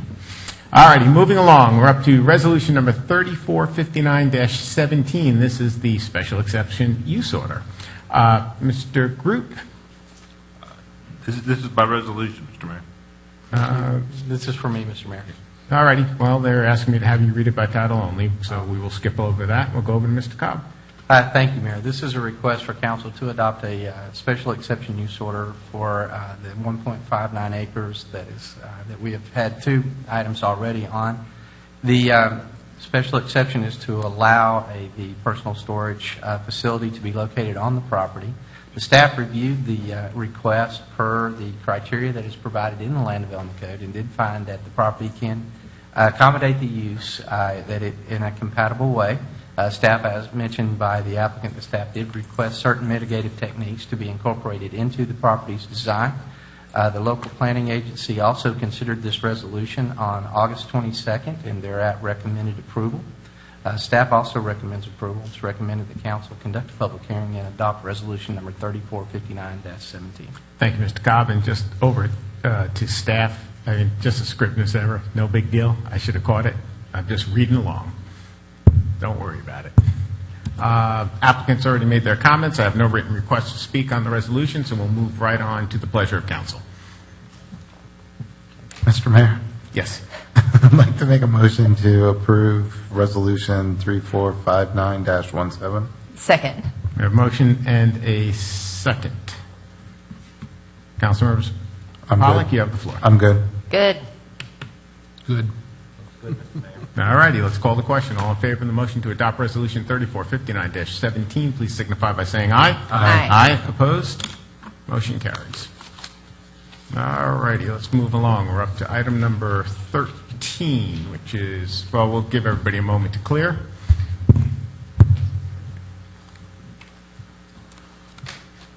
Hey, guys, I'm going to see a lot more brick on this, right? Just forewarning.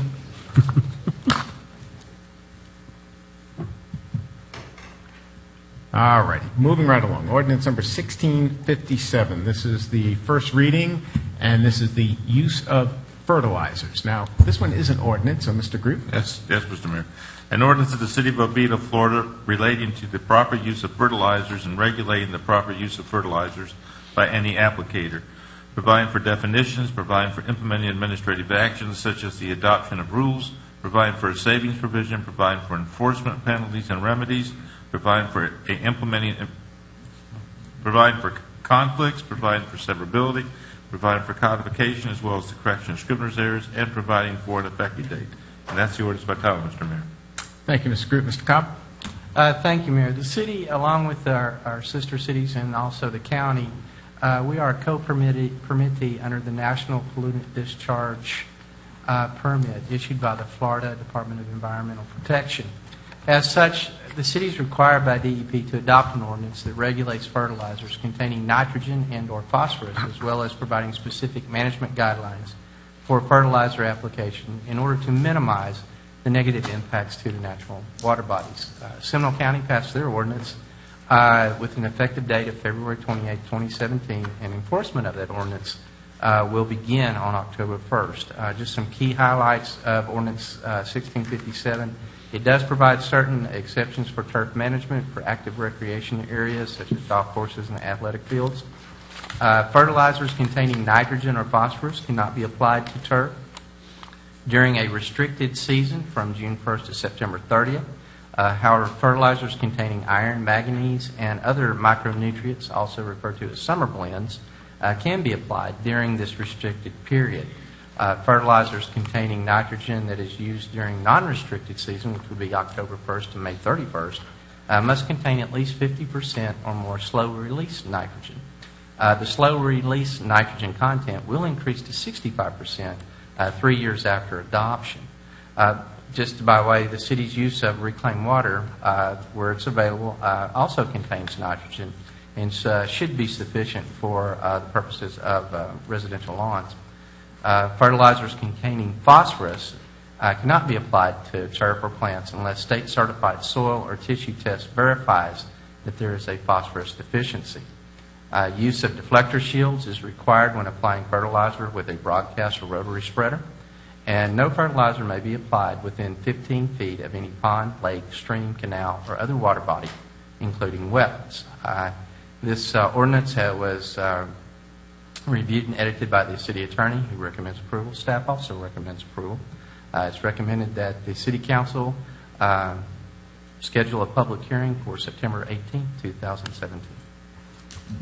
Thank you, Mr. Cobb. This time I'd like to entertain a motion to schedule a public hearing for ordinance number 1657 on September 18, 2017 at approximately 6:30 p.m. here at Oviedo City Hall in the Oviedo City Council Chambers, 400 Alexandria Boulevard, Oviedo, Florida, 32765. So moved. Second. Motion and multiple seconds. I think Bob beat you. Council member, do you have any questions?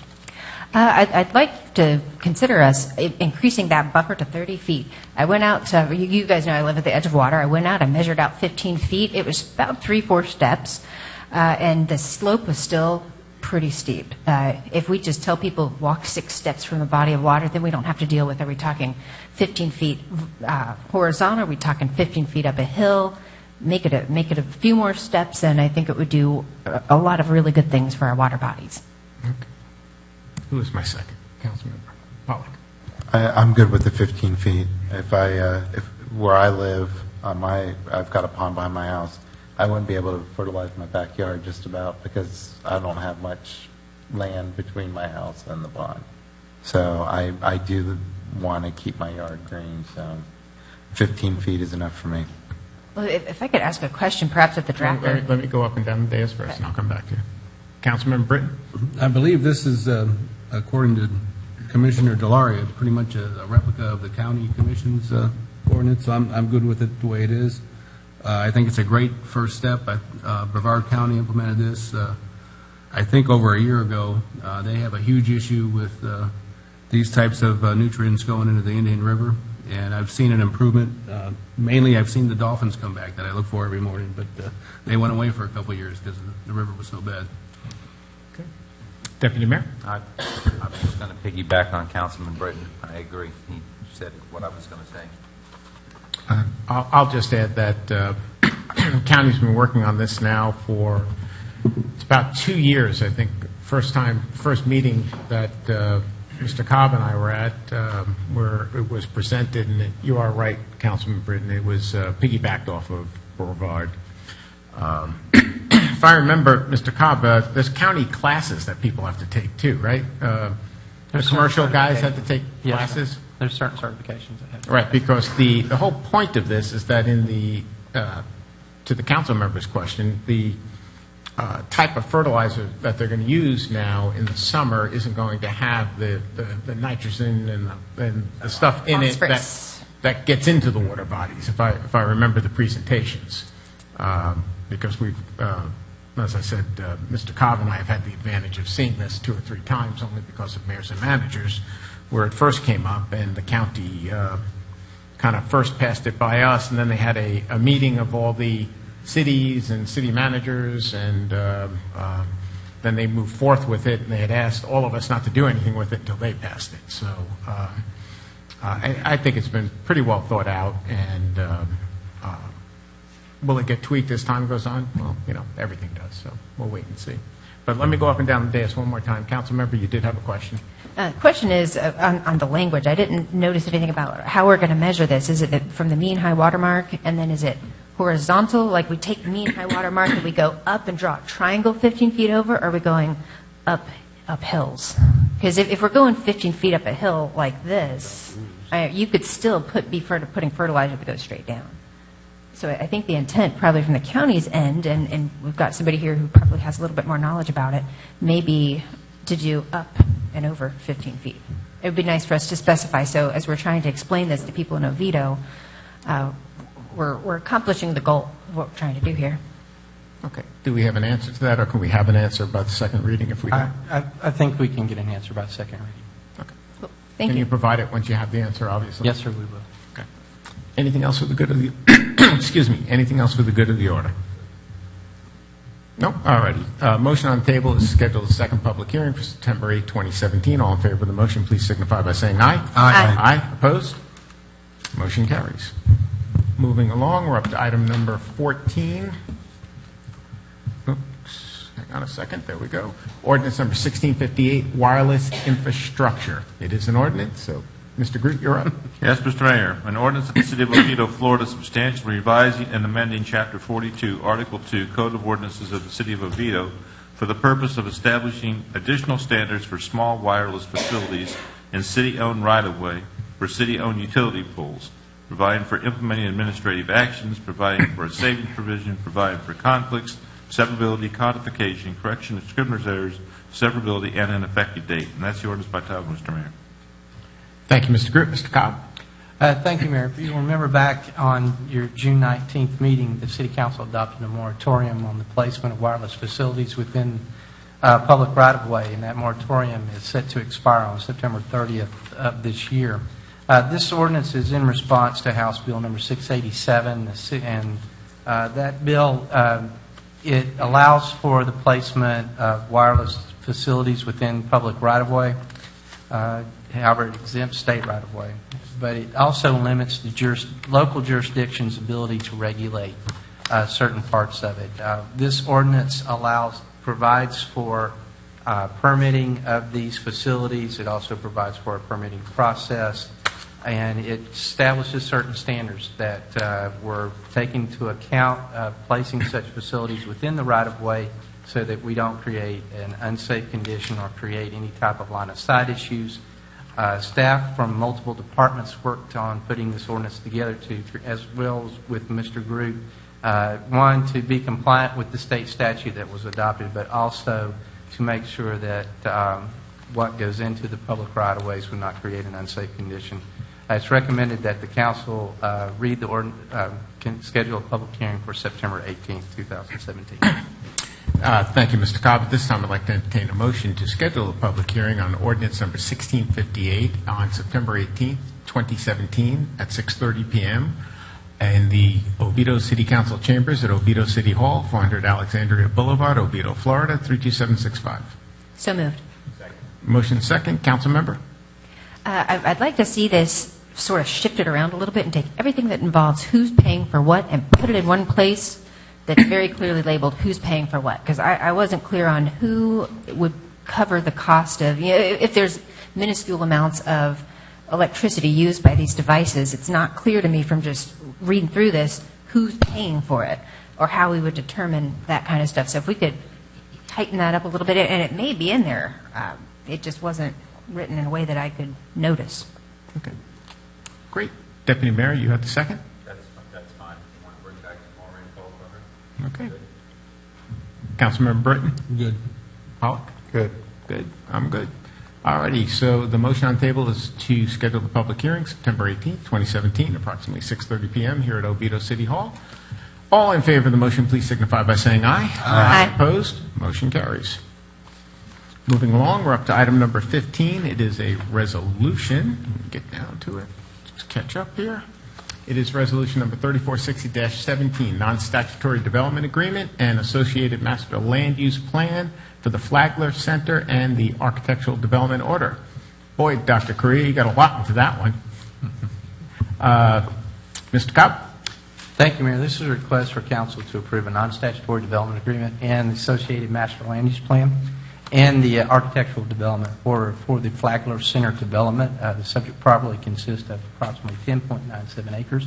It's located on the north side of Mitchell Hammock Road at 789 West Mitchell Hammock Road.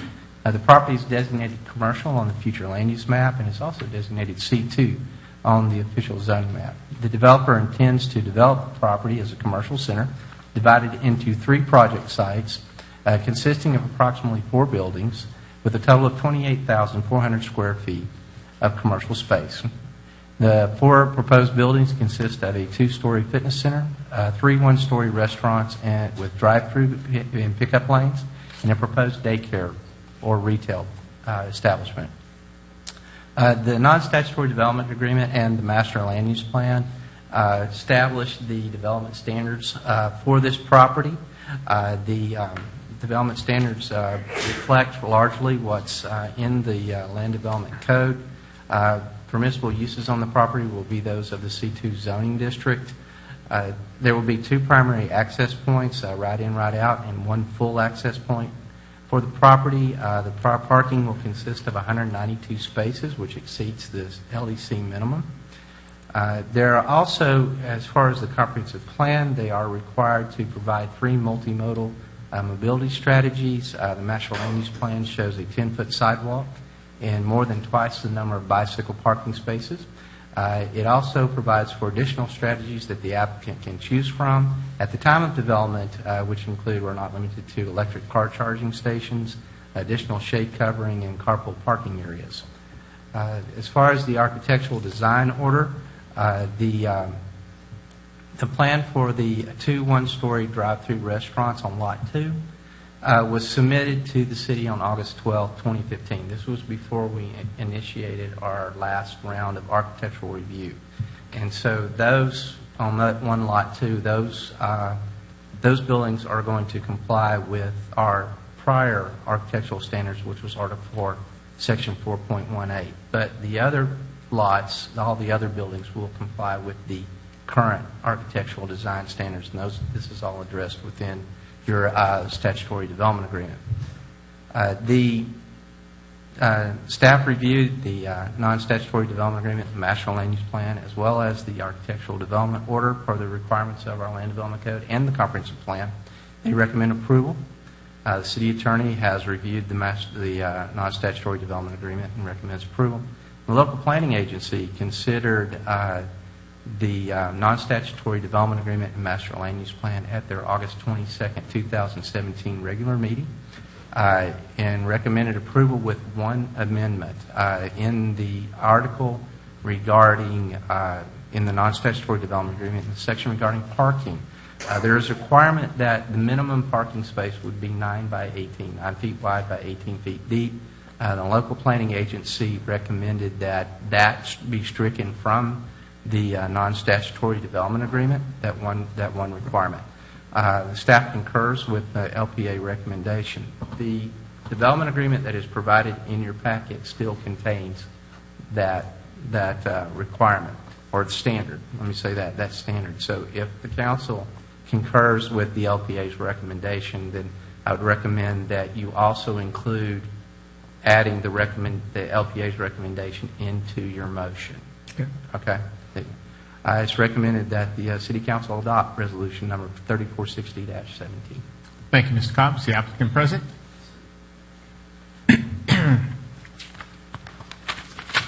Yes, name and address for the record and whatever presentation you have for us. My name's Hank Borchet. My business address is 1697 Pratt Place, Oviedo, Florida, 32765. Have you all had a chance to see the boards over there, or should I bring them closer, or are they fine right where they are? You're good. I think we got them in our package. You should have the same thing in your packet. As staff said, this project began in 2015, and it was initially purchased as it's going to do a fitness center in the backside and develop a commercial site on the front side. Wait a minute, you're going to put a fitness center on the back and a Dunkin' Donuts on the front? Yeah. But now that you guys have approved the medical use marijuana, maybe I should put that there, because that would really drive Dunkin' Donuts business. Yes, that was the original plan, and I worked a lot with staff and some of the requirements. This became a much larger project than what we had first thought we were going to do, then trying to accommodate that with St. John's River Water Management District's requirements. It grew again. The project has approximately 60% of the area is green or permeable, and that is in large part because we had to do compensating storage and wetlands mitigation on site. We meet or exceed code with respect to landscaping, mobility strategies, as Mr. Cobb stated. Parking, the code requires 160 spaces. We're providing 188. All of our spaces are 10-foot spaces. The 9-foot that was in the Land Use Development Code agreement was just a minimum requirement, but all our spaces shown are 10 feet. We do have some compact, and I think the code allows up to 20%, but we are far under that. I drive a bigger truck, and I prefer bigger parking spaces. So does Bob. Yeah. This site had some challenges, but we were happy and look forward to having 5 new businesses in the city. We have 0 deviations from your code, and the reason that we're here is because we're sharing infrastructure, and that's why I'm here in front of you today. All righty. Thank you so much. If you have any questions, we'll call you back. Yep. And I have my civil engineers are here if you have any technical questions that are above my pay grade. All righty. Thank you. What is the pleasure of council on Resolution 3460-17? Mr. Mayor? Yes. I recommend approval. Let's see, hold on. It's approval. Yeah, recommend approval of Resolution 3460-17. Second. All right, motion second. Councilman Pollack, you have the floor. Looks good to me. I don't quite understand why they struck that out if all the parking spaces meet that minimum standard, but I'm fine with it. Actually, do I need to? I made a motion to approve the resolution. Do I need to make it to approve the resolution with the LPA? With the LPA recommendation. You need to include it. Okay, let me make the motion to. Are you okay with the second? I'm okay. Seconder agree? With LPA recommendation. Okay. No, it looks good. I'm excited for some more restaurants and retail space to come in for everybody to. He probably has a third one he might want to tell you about. You want to come up, Hank? Yeah, I can tell you. I'm sorry. I should have said that. It's Dunkin' Donuts, Jimmy John's, which you see in this building, and then Culver's will be on the westernmost parcel. Awesome. Yes, everybody can get their custard. or what do they call it, rocks, or they got a different name for the blizzardy thing. But anyway, Councilman Britton? I'm good with it. This goes back further than I care to remember, but I remember this piece of property coming before the LPA a couple decades ago. This old man owned it and said, "What can I do with this property?" And J.R. Ball said, "You can't do anything with it." So I'm real glad to see that you're at least making use of the 40% that you can. You're right. That was like back in 2001. It was way long time when ago. that thing first came into here. So, jeez. Congratulations. I'm glad you got to use it for something. Great. Deputy Mayor? No, it's providing some more opportunity. The gyms will be happy with that food there. They go in there, eat bad, and go work it off. You know. Oh, wait a minute. Yeah, Chief, are you okay with the Dunkin' Donuts? Oh. I think that was a cheap shot. Now, I could say the building looks good, but boy, that top part from the Dunkin' Donuts there through Jimmy John's, but that sure would look good with a little brick up there. But all in all, you're good. Good luck and welcome. Councilmember? Well, you guys know that I always like less parking, sizes, so we have more impervious surface. I'm glad they're 60%. I hope nothing floods over there because that is a wet area. So, yeah, carry on. Good. All righty.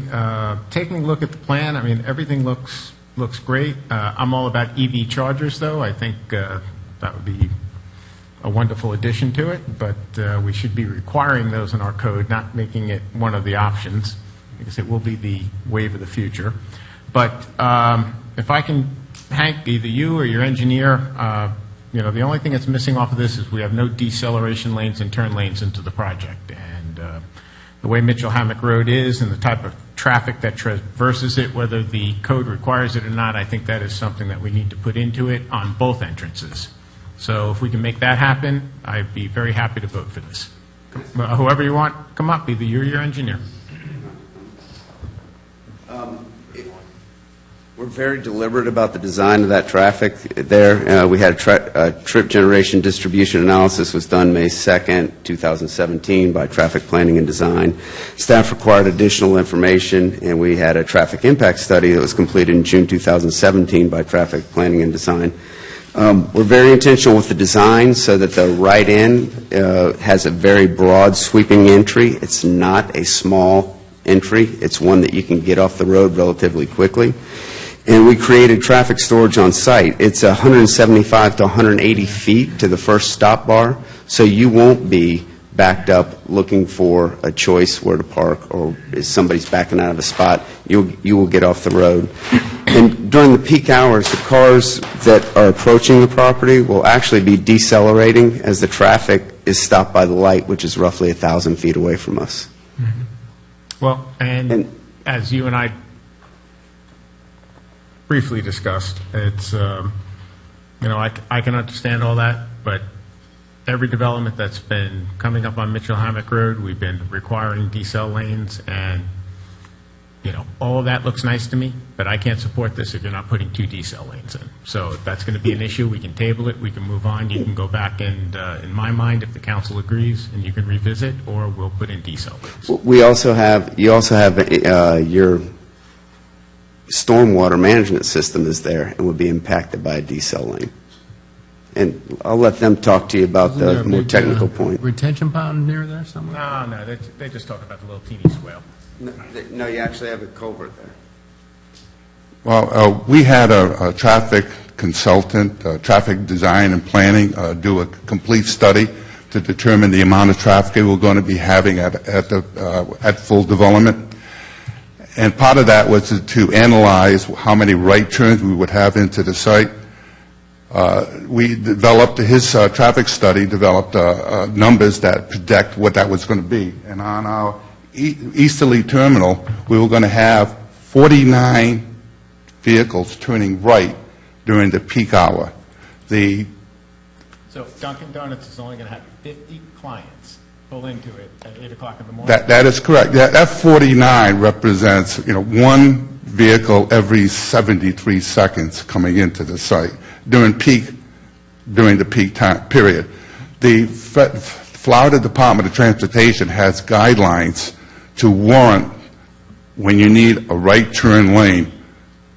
That happens to be, for this particular classification of road, is 80 vehicles per hour during the peak period. We are at approximately 60% of what the warrants would dictate from the Florida Department of Transportation. And the second thing, we have a relatively flat, sweeping curve getting into the facility. So the traffic will generally just flow into the facility. Plus, we have the advantage also of having approximately 175 feet of storage on site. We can store approximately 8 vehicles. So that's, one vehicle every 73 seconds is not an awful lot when you consider the amount of storage we have on site. Rather than having our diesel lane, storage lane on Mitchell Hammock, we're developing it within the property itself, in the right-of-way. So that, we feel, is the justification for having our storage area on site. Sure, go ahead, Ben. So if I'm hearing this right, Mr. Mayor, you'd be willing to trade that storage area for the decel lanes? No, I want the decel lane in addition to the storage area. We've made every other developer do it up and down Mitchell Hammock Road, starting with Equinox Development, going on to the Hill Brothers, and we even tried to force Wawa to do it, but they were unable because of the impacts to all of the utility lines that were in there, but they did change their intersections to sweeping intersections. I think we need to be consistent. I think the road requires it. 48 trips at peak hours, well, if that's what the traffic consultant says, who am I to argue, but Dunkin' Donuts is going to get that every 10 minutes. So I think it's something that's needed, and if the council decides a different way, that's fine. I'm just not going to support it if they're not going to be there. Mr. Mayor, may I say something now? Sure, of course you may. My name is Sid Shahayeb. I'm with Consulting Civil Engineers, and I'm not a transportation engineer. I just want to let you know that. One of the things that the decel lane, it's basically taking the cars off the main road. And between the edge of pavement of Mitchell Hammock and our property, there's about 175 feet. Basically, we are serving the same purpose. The decel lane, basically, it's a storage lane prior to getting into the site. And what we are doing here is exactly the same thing. It's when you look at any storage lane prior to getting to the site, there isn't any too much difference between like the edge of pavement and the property line. With this one, you have tremendous amount of room to store cars prior to stopping the cars. And that's the difference. Basically, it's serving the same purpose. Instead of having this here, you are asking to have it in here. And there is nothing stopping the cars from going back. That's the only difference. Can I ask you a quick question? Yes, sir. So I remember a subdivision we did out on 419, which you're probably not familiar with, but I was very adamant about decel lanes going into just a residential thing. I understand. Would it be fair to say having a decel lane, yes, cars are going down Mitchell Hammock, but they still got to stop, they got to put their blinker. Wouldn't it be safer to have that extra lane to turn in there? Most commercial things have it. You're the professional. Yes, sir. I just see it from sitting here for 12 years that most of them have it. No, I think there is like a give and take with this, because if you put the decel lane right here and then they decide this is not the way they want to get to the site, they want to get out, and this is because it's closer to the light. So first they're going to get back into the traffic and cause some confusion with the traffic too. So with this system, again, this is very normally what we do is either a decel lane or a taper to get into the site. And this one here, it more resembles a taper, but it gives you the stacking all the way up to, to the property where, all this is about 175 feet, which is almost equal to what you want here. Right in this area, there's a huge retention pond that was developed. And then there was a ditch right here that goes all the way to. So there You got that isn't great- that much you room. You got that great stacking, but in the rush hour in the morning, heading out of the city, I'm picturing this now. Yeah. You know, these cars stopping in the right lane with their blinkers on, turn in. To me, it makes perfect sense that it would be better to have that lane. Okay. I mean, you have a system there that is kind of unique because you have a lot of stacking on the property, which is great.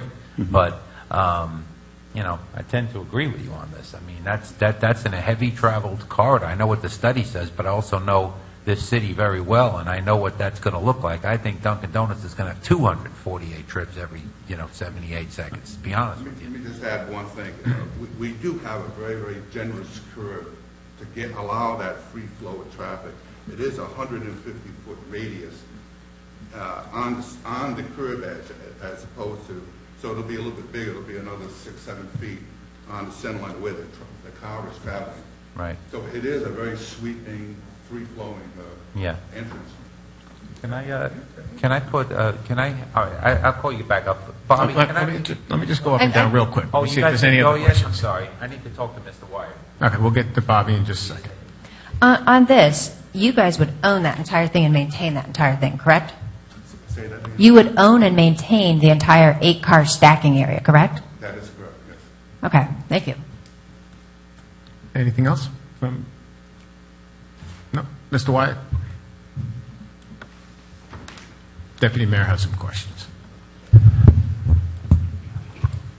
I saw you paying attention intently back there, and I just want the city professional's opinion on decel lane orders. This is very unique with all the stacking in there. Is that Hill Brothers had all the stacking too. right? Deputy Mayor, you know, it's interesting. I've known Mr. Chahib my entire career with the city, and I think I have the highest esteem for him. I think this is the first time ever that I disagree with them, and I agree with the mayor. And this is my perspective. How I look at it, okay, I understand their engineering completely. I get it. Makes sense. But from my perspective, I look at safety. And the way it was sold to me a long time ago when we do turn lanes, decel lanes, is imagine a car coming down Mitchell Hammock 45 miles an hour, or even, much to the chief's dismay, 50 miles an hour or faster. Suddenly someone decides to turn. They're going to turn. They're going to have to slow down to get in here anyway. It upsets the operational part of traffic. And to me, the operation, The normal safety flow of is traffic. what we can't really widen Mitchell Hammock easily. I mean, yeah, could, but, And so operation is key to me. And to me, I think it should be there. Now, about the stormwater culvert, do they have room there if they were? There's a ditch there. It does take stormwater off the road, but ditches can be modified. Things can be done. Be done. Yep. Okay. And we could assist. I would say, I understand that, but where they would fit, one decel lane may only fit based on the separation of the driveways. That may be a restriction based on separation, but at least one needs to be there. Heading out of the city. What? Yes, sir. Now, the closest on the east side. Mm-hmm. If I could get clarification, are you saying you want 2 decel lanes, like 2 wide, or you just want one to get in and then one to get out, which is like an XL lane? I was asking for 2 decel lanes at each entrance. The project has 2 entrances. Oh, It has gotcha. an east On entrance the and a other west side. entrance. Okay, gotcha. Mr. Wyatt is saying that there could be a challenge with the west entrance, but most people are going to go in the east entrance. I'm going to assume they're going to come in the first one. So, I personally would like to see 2, but, I'll leave that up to the Public Works Director to figure out. But we have to have at least one. I mean, we have to be consistent. The road is heavily traveled. It's not easily widened. We know that. It's going to eventually be widened one day. It's going to have to be on the west side. Obviously, the east side, we have utility challenges. But be that as it may, it's just about operation. Get those cars off the road and get them in there. We made Equinox do it. We held up Wawa trying to make them do it, but there are utility easements and a host of other issues that came into play there. I mean, I know staff tried to figure out how to do it. Nobody could figure out how to do it. Wawa had an existing entrance, so it was a different discussion. We made Ale House do it. I can go up and down the list that we've made, put these decel lanes in. I mean, even Oviedo on the Park has one. going into the middle entrance. So it's not as if that they're not required. And, you know, Oviedo on the Park has multiple exits. I mean, you know, right now you only have Clara Lee, so it's a little bit of a mess there. But, I mean, you know, once Michael Road's put through, I mean, there can be many ways to get out. This only has, you know, everybody's going to go out the right. It's, you know, it's tough down there. Mr. Mayor, just to speak to what the Deputy Mayor said a while ago about all-in landing with the turn lane, they started with the same original idea, same concept with the taper, wide taper like that. And yeah, you can do it, but the turn lane, to me, is just a safer alternative. That works really well out there. It does. And how many cars length would that be? How many cars could you stack in the decel lane? How many would you recommend? I'm sorry, ma'am, could you repeat the question? How many cars worth of stacking? How long would this decel lane? It doesn't necessarily have to be very long. It just needs to have a width, or a length to get traffic off the roadway. Right, 'cause the one in front of Ale House is, I don't know, about 100 feet maybe? And look at the one at Stonehill Plaza. It's the one that's going to, well, obviously it's not there yet, but it's not very long. I mean, it's coming off an intersection, but it's, you know, it's limited in its size. Well, thank you, Bobby. Anybody else want to add anything? Gentlemen, can we add a decel lane here? Seems to be consensus. Mr. Mayor, can I interject here? And maybe what we can do is add the taper, about the 100-foot taper. But we did that on State Road 405 for the DOT, and it worked just very, very well. With the big radius and the taper, at about 100 feet, this is almost, and it would come down a little bit further so that the cars would be coming off the road. And it would be a taper going in. I want a decel lane. You want a decel lane? Can you build me a decel lane? Yes or no? How big the decel lane? Because there's no specific requirement for a decel lane. But how big should it be? You mentioned 100 feet, Bobby? Well, we'll let you work that out with the staff. How about that? Okay. We work this out with staff.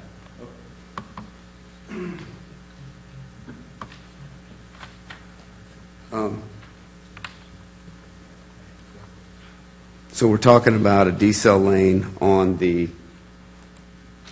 easternmost entrance. I want one on both sides, but I don't think that's going to be possible according to your engineer or to Mr. Wyatt. But at least on the eastern side. So we have a motion and a second based on... You can take your chances. No. I'm just asking. I'm asking the question. I mean, you're asking me to roll the dice on something that's an unknowable. If you agree to it, we'll amend the motion. Okay. If you agree to it, we'll amend the motion. Or we can table it if you'd like. We'd hate to table it.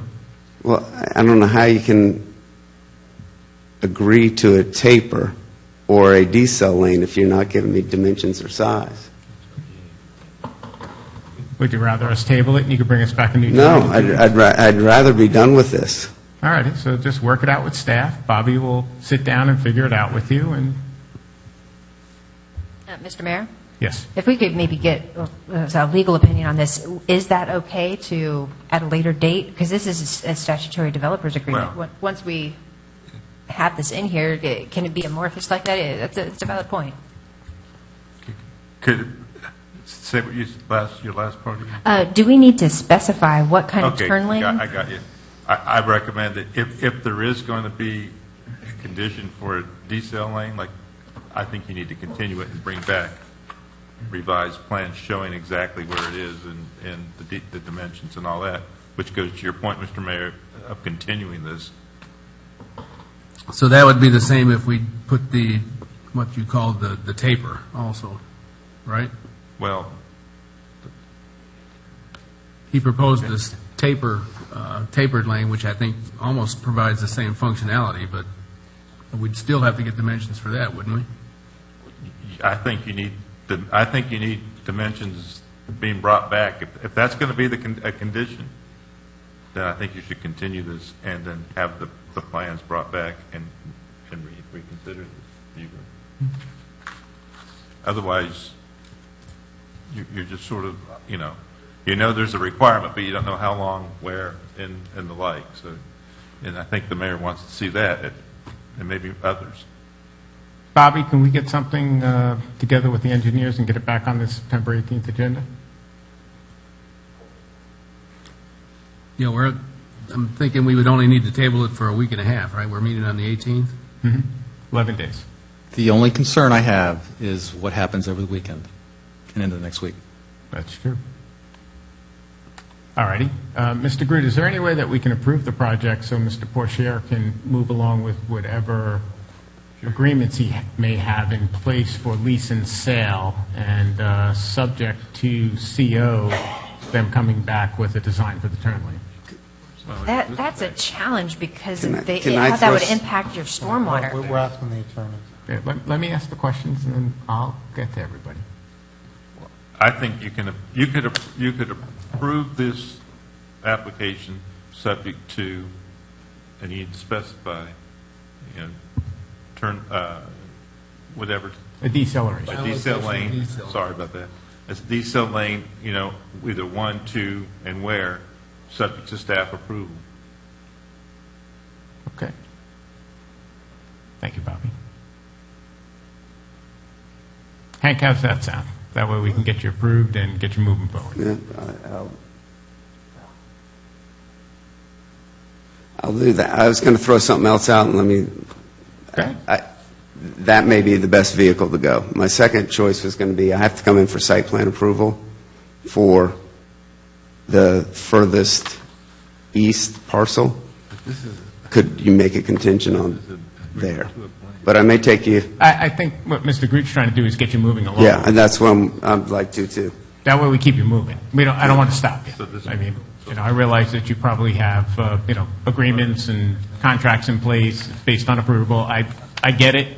Don't want to delay you. So let's get the language from Mr. Groot and let's see what we can do. Yes, Mr. Groot, how would you like us to reword this? You don't want to continue, you want to approve? Yeah. Okay.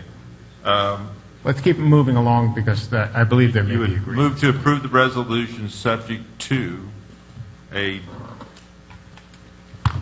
revised plans and exhibits being provided that show a deceleration lane in 1. Are we down to 1 or Easternmost one, entrance. Excuse me. Easternmost entrance. Easternmost entrance as approved by the city staff. All right, who made the motion? I did. Right now. I did. Mr. Pollack, do you agree to the amendment as presented by Mr. Groot? I do. Seconder, who gave me the second? I agree. All righty. So the motioner and seconder agree. So the motion on the table is to adopt Resolution 3460-17, subject to revised plans of a decel lane on the easternmost entrance as approved by city staff. Correct, Mr. Groot? That's perfect.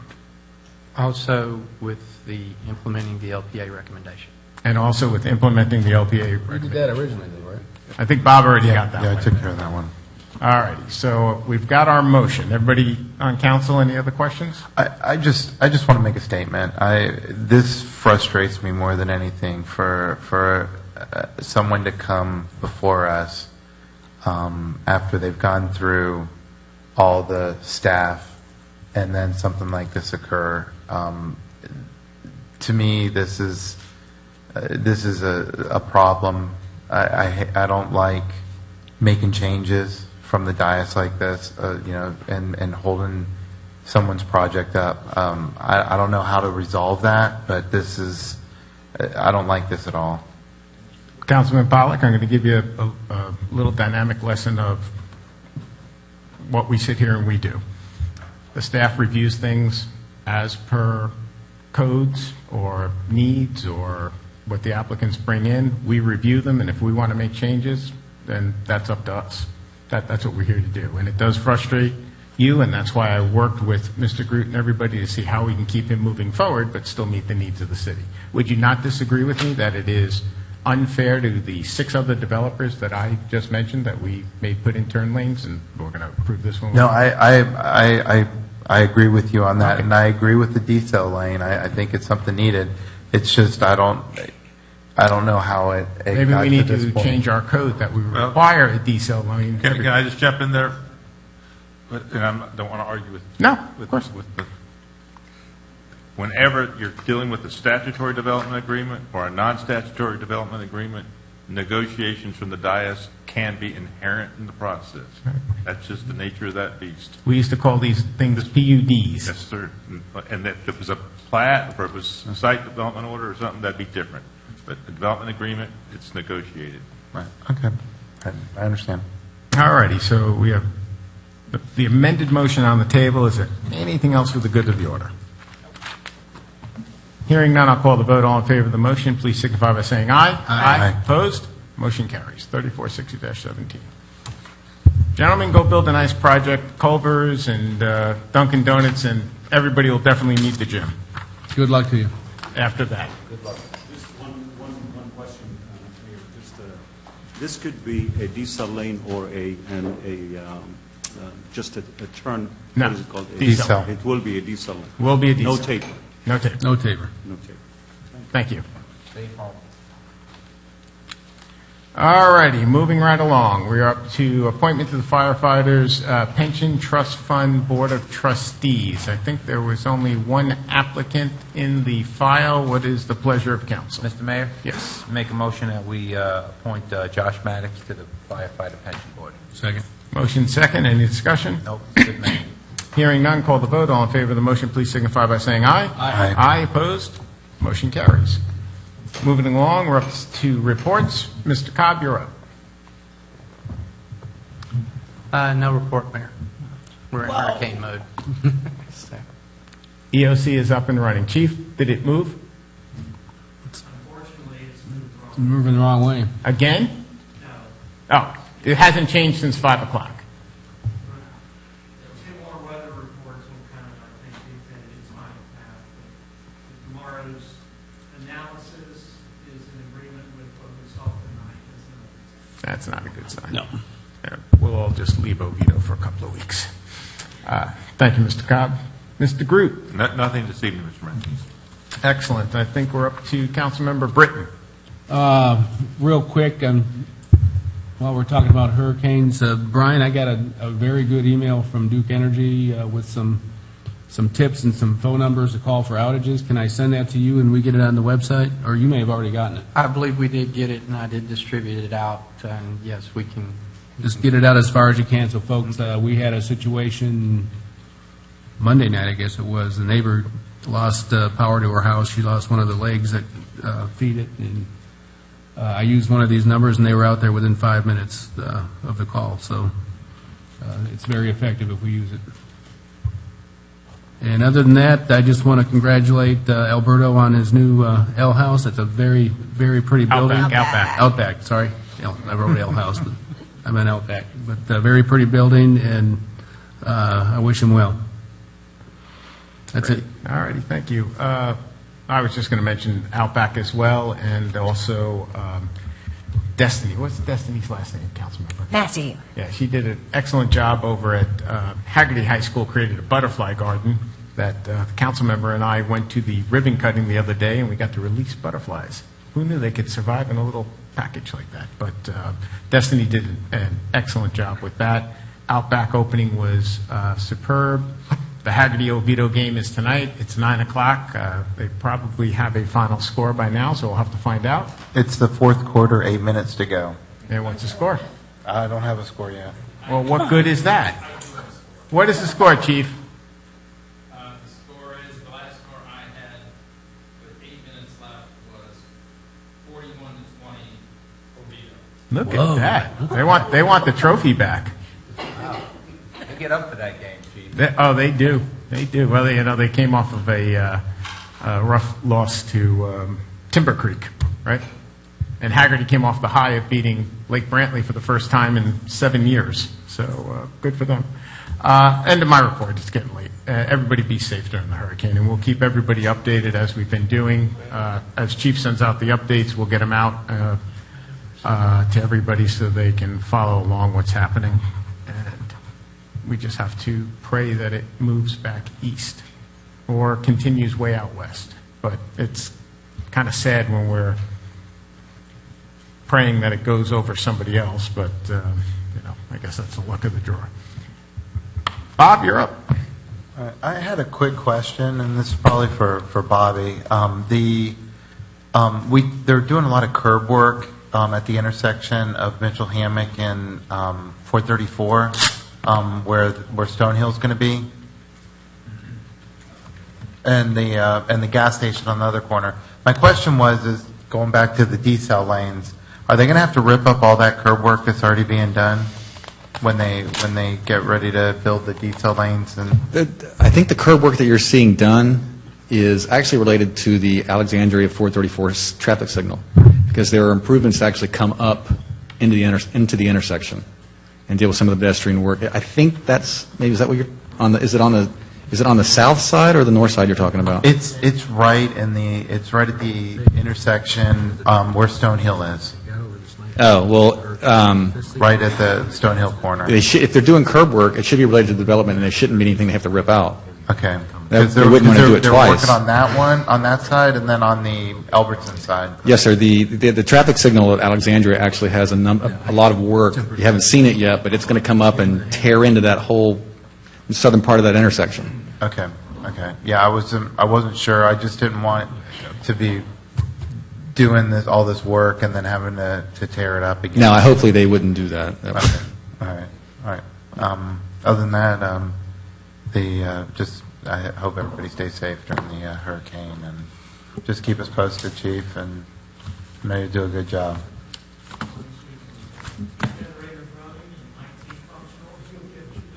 All right. Yeah, well, I'm just looking at the 8 p.m. report. It didn't really move much at all, so let's just hope it does. Bob, anything else? No, I'm good. Deputy Mayor, you're up. Just real quick, Chief, I said it today on social media. Thank you we know what's coming for the next couple of days. We saw it the last couple of years and what you guys do, Chief Judd now and our whole staff. Yeah, that track doesn't look too promising right now, but I also remember last year with Matthew, right at the last minute, and somebody sent me this great picture of the hand of God in between Florida and that, remember, Chief, with that hurricane? So that's what we have to pray. But right now, I mean, looks like it's coming right up the middle of the state. But we're in good hands with you running the show, and just everybody be safe. I want to thank my good Samaritan today that helped me find some wood for the house. That's a good man. I'll leave him nameless, but just if any of you need anything, call us. We've been out in hurricanes before, the 2004 walking doors and whatever. So if anybody needs anything, reach out to us, and we'll be through it. And by Tuesday and Wednesday, hopefully it won't be too bad. Brian, I just forwarded you an email from our old friend Skip from Washington. Said if we have any problems filing FEMA claims or any things, he's well versed, him and Jim, to help us with those. So if we need it, that was a nice offer. Our Tallahassee consultant sent an email today as well, offering the same. So we have some old friends up there looking out for us. So thank you, man.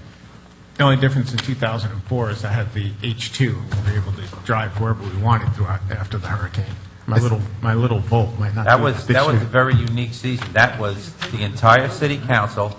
All of the candidates running for office were out there together, alerting the city. It was one camaraderie after another.